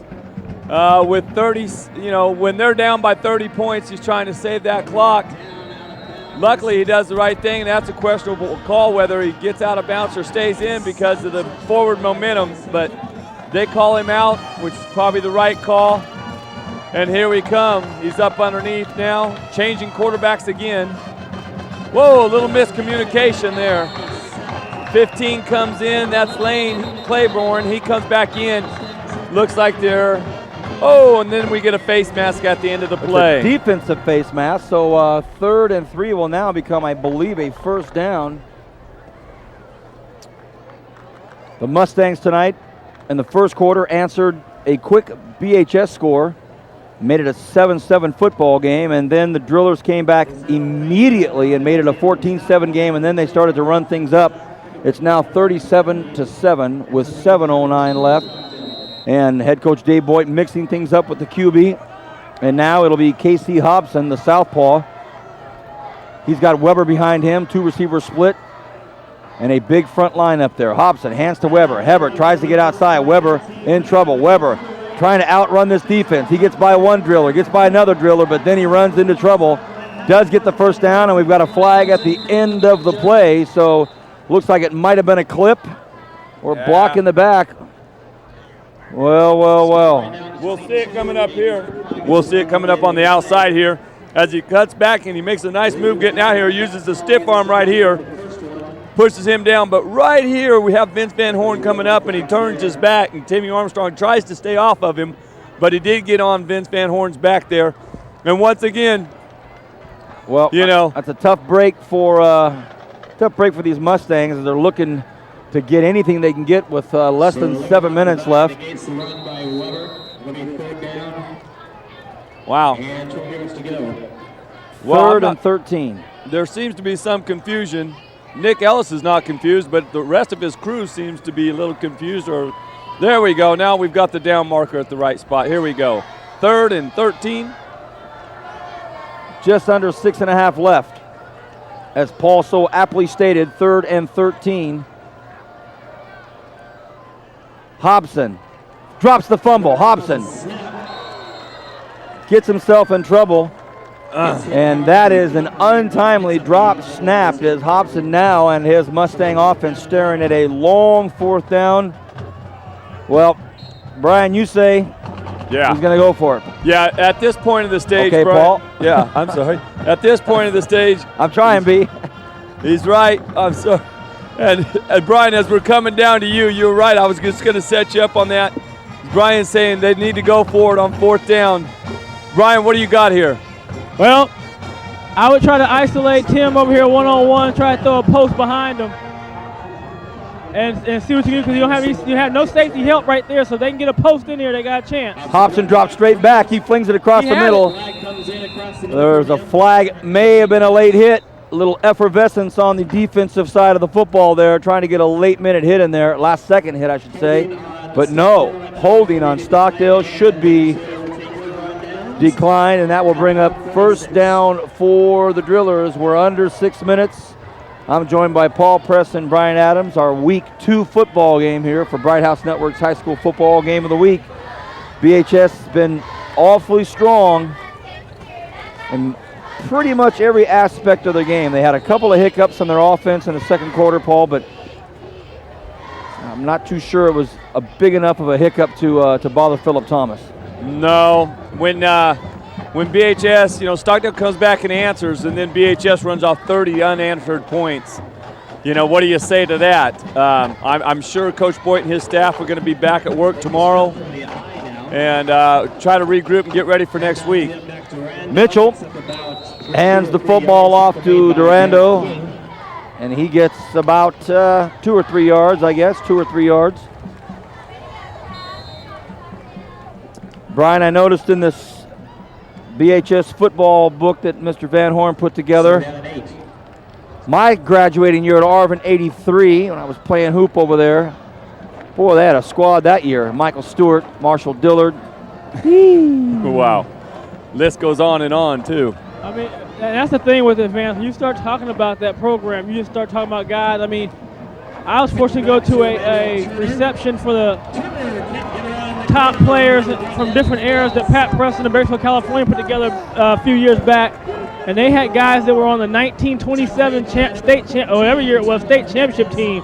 I mean, at this award center, still being part of the program. So the tradition, I think, like you said, is a Bakersfield tradition as a city as a whole, just not the high school.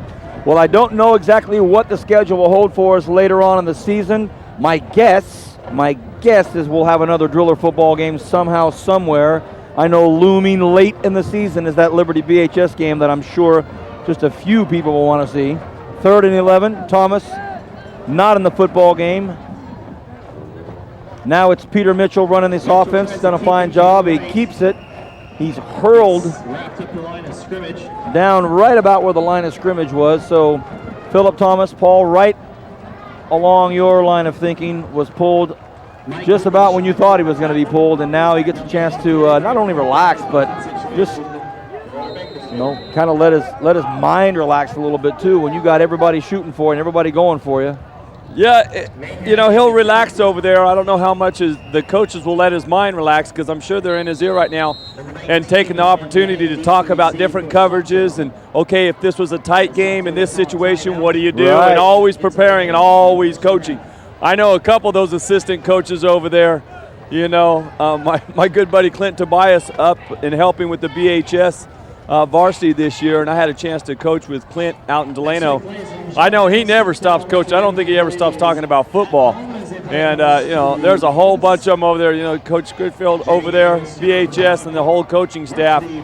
Bunch of great guys over at BHS. They're still coaching. You can see them walking on the sideline, going. As well as Stockdale assistant coaches. Coach Longsinger coming in and calling the offense is a great coach.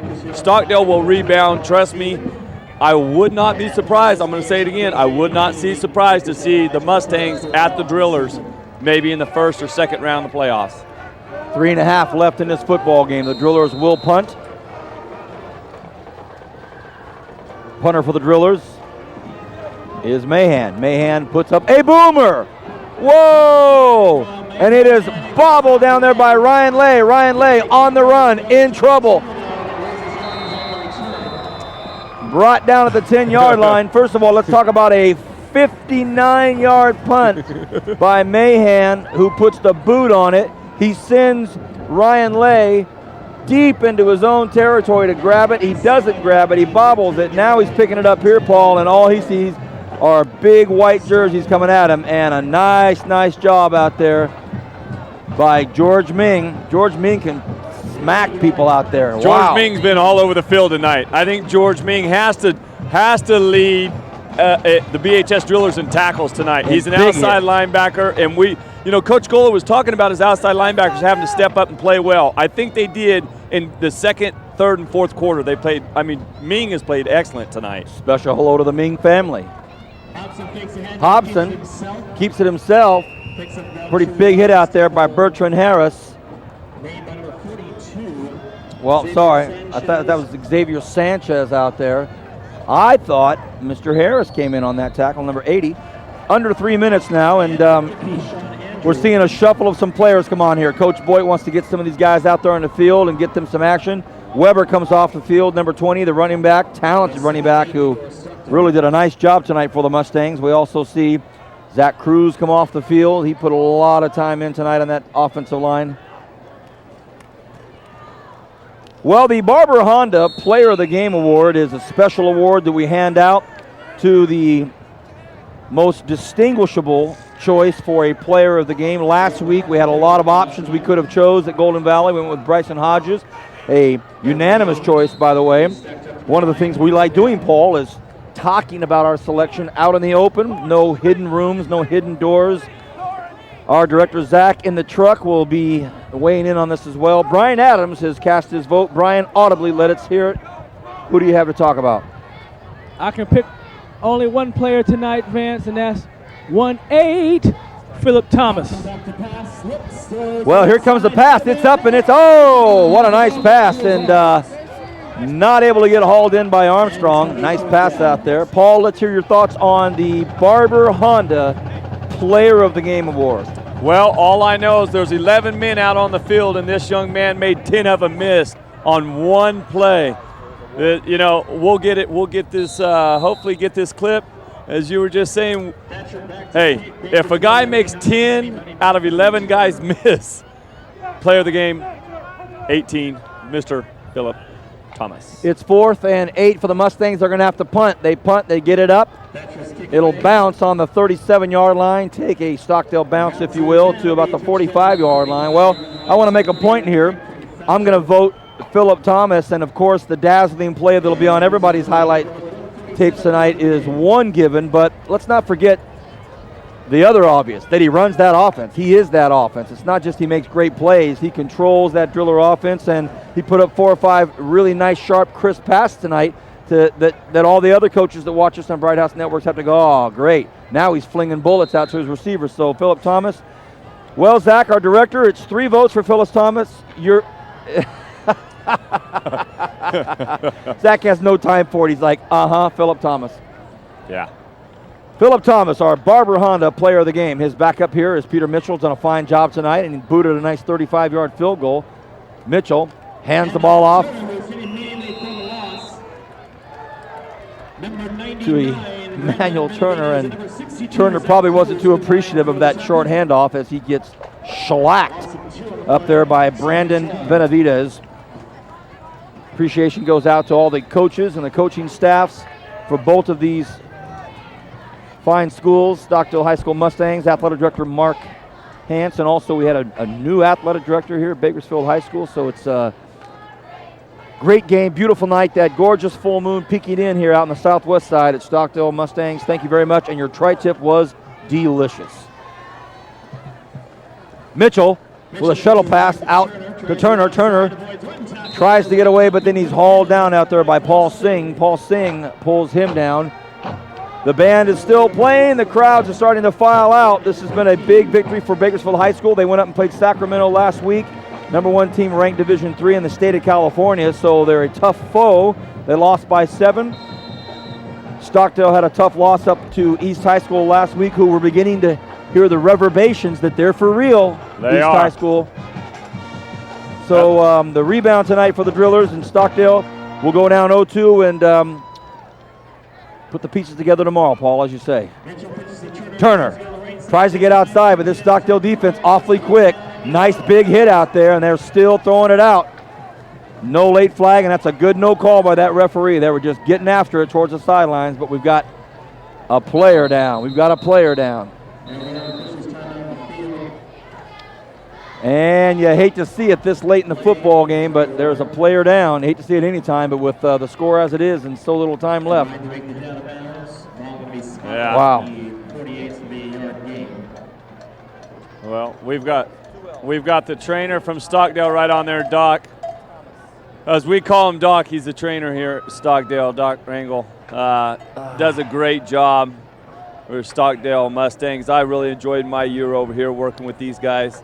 It was a lot of fun, and this young man, hopefully I don't have a number on him, and he's sitting up at this point, and it looks like they're looking at his knee, which is never good when it comes to football, and let's hope he just got shaken up a little bit and is no more than that. But we're going to have a timeout here while we're discussing this. Oh, boy. Paul Press angling in on me. Who, Brian Adams and Vance Palm, right now, if you had to put together an all-star team between last week and this week, look at the talent that's in Kern County, and we've only covered 2 games. Therein lies my question to you. After 2 weeks, you're going to ask me to put together a team? I'll give Brian a shot at that. Yeah, and wow. I mean, if you look at the great linemen and stuff over at Golden Valley, don't forget Maldonado, the quarterback over at South, who, I mean, he's a great athlete, and I fully expect to see him up at BC. I hope Joseph Maldonado thinks about playing at BC anyway. And then we've got the running backs of Weber and Shanahan here at Stockdale. You've got the speed of BHS, Philip Thomas, Mr. Everything, receiver, quarterback, defensive back. I mean, the kicking here, Mahan's punt. Well, you're probably right. You probably could put a pretty decent squad together here with just our first 2 weeks underway. That's a good point, Paul. Now, fortunately, we're going to get a chance to see some more of the ingredients put together in the recipe over just the next 2 weeks. We have East Centennial, and we have, I think it's Garces Highland. This is a couple, great opportunities to get some nice looks here. Mitchell drops back. He's just going to probably go down to a knee here. Needs to run the clock out a little bit longer, and he finally goes down, and Mitchell hangs on to it. Well, Stockdale will have one play, so that gives me a chance to just thank everybody again. Our director, Zach Flores, on the truck, Steve Manchaca on audio, Tony Armbrust on graphics and replay. Thank you, Tony. Carlos Sanguino on the field camera with the pole ops man, Eric Knight, next to him. Thank you, Eric. Kevin Willie on our left boom. Joseph Hernandez on the right boom. And on top of the truck, Greg Marquez. That is one fine team. Our director, Bernie Johnson, is off tonight, so Zach has manned the helm, and quite frankly, Zach didn't talk to me very much tonight, and I love you too, buddy. I guess that's a good thing. 8 seconds left in this football game. Look at this. Claiborne fakes it, makes a nice move. Claiborne looks for some blocking. Claiborne still on his feet. The game is over. It has finished. The Bakersfield Drillers 37, Stockdale 7.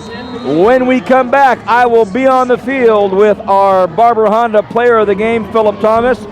For Brian Adams and Paul Press, we thank you for being here for the football game. Make sure you come back right after this commercial message for Philip Thomas, the Barber Honda player of the game.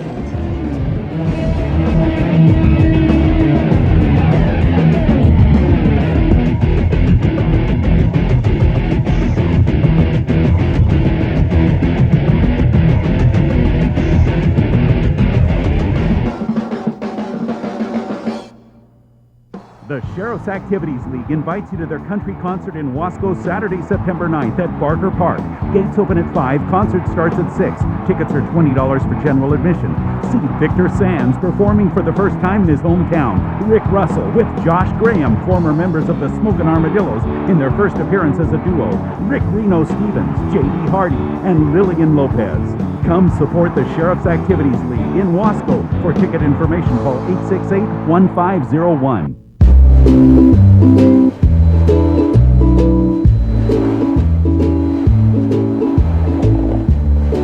When you live in a bright house, every day is easier thanks to high-speed internet that's so much faster than dial-up or standard DSL. Wow. Yeah. Well, who are they from? Plus, there's a choice of speeds to meet your needs and your budget. Bright House Network's high-speed internet. See how bright life can be. Honey, are you going to do that yard work today? I'm looking up all the places I need to go. Next Saturday, I'll go and get the stuff. Locally owned and operated, Volvo Rents has everything you need for that weekend home improvement project. Our friendly and knowledgeable staff will guide you through our vast assortment of tools, supplies, and rental equipment. From concrete or masonry mixers or finishing tools, to lawn equipment and landscaping supplies and more. At Volvo Rents, we deliver more care in every rental. I got you everything you need at Volvo Rents. Here's some gloves. Bye.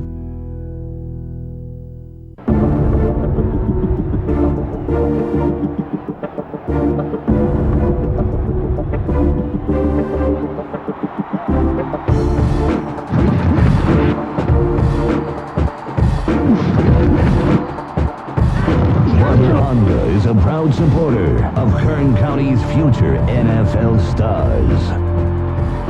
Honda has the highest fuel economy average of any car maker in America.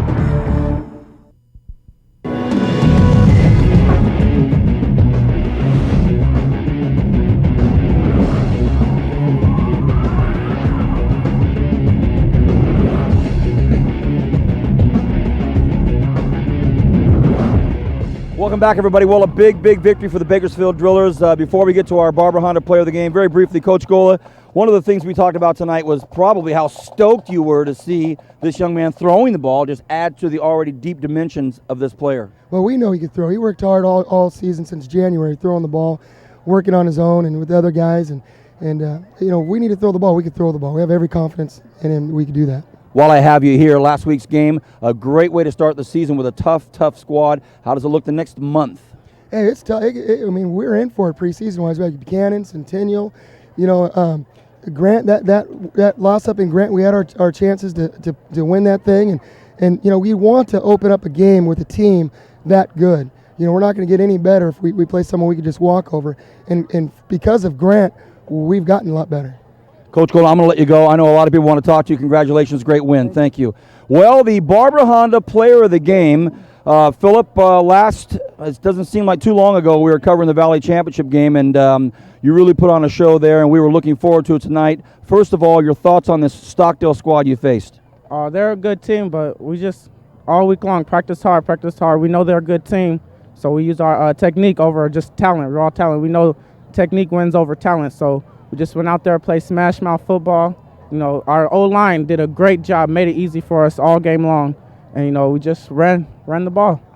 Excellent job tonight. We have with us from Barber Honda, Greg Holiday. Greg, you have a presentation to make. Yes, on the behalf of Barber Honda, we'd like to present the outstanding player of the game with a plaque. There you go. And a hat. And being an ex-driller, on tape, we need another Valley Championship, all right? You keep it up, young man. You're well grounded, okay?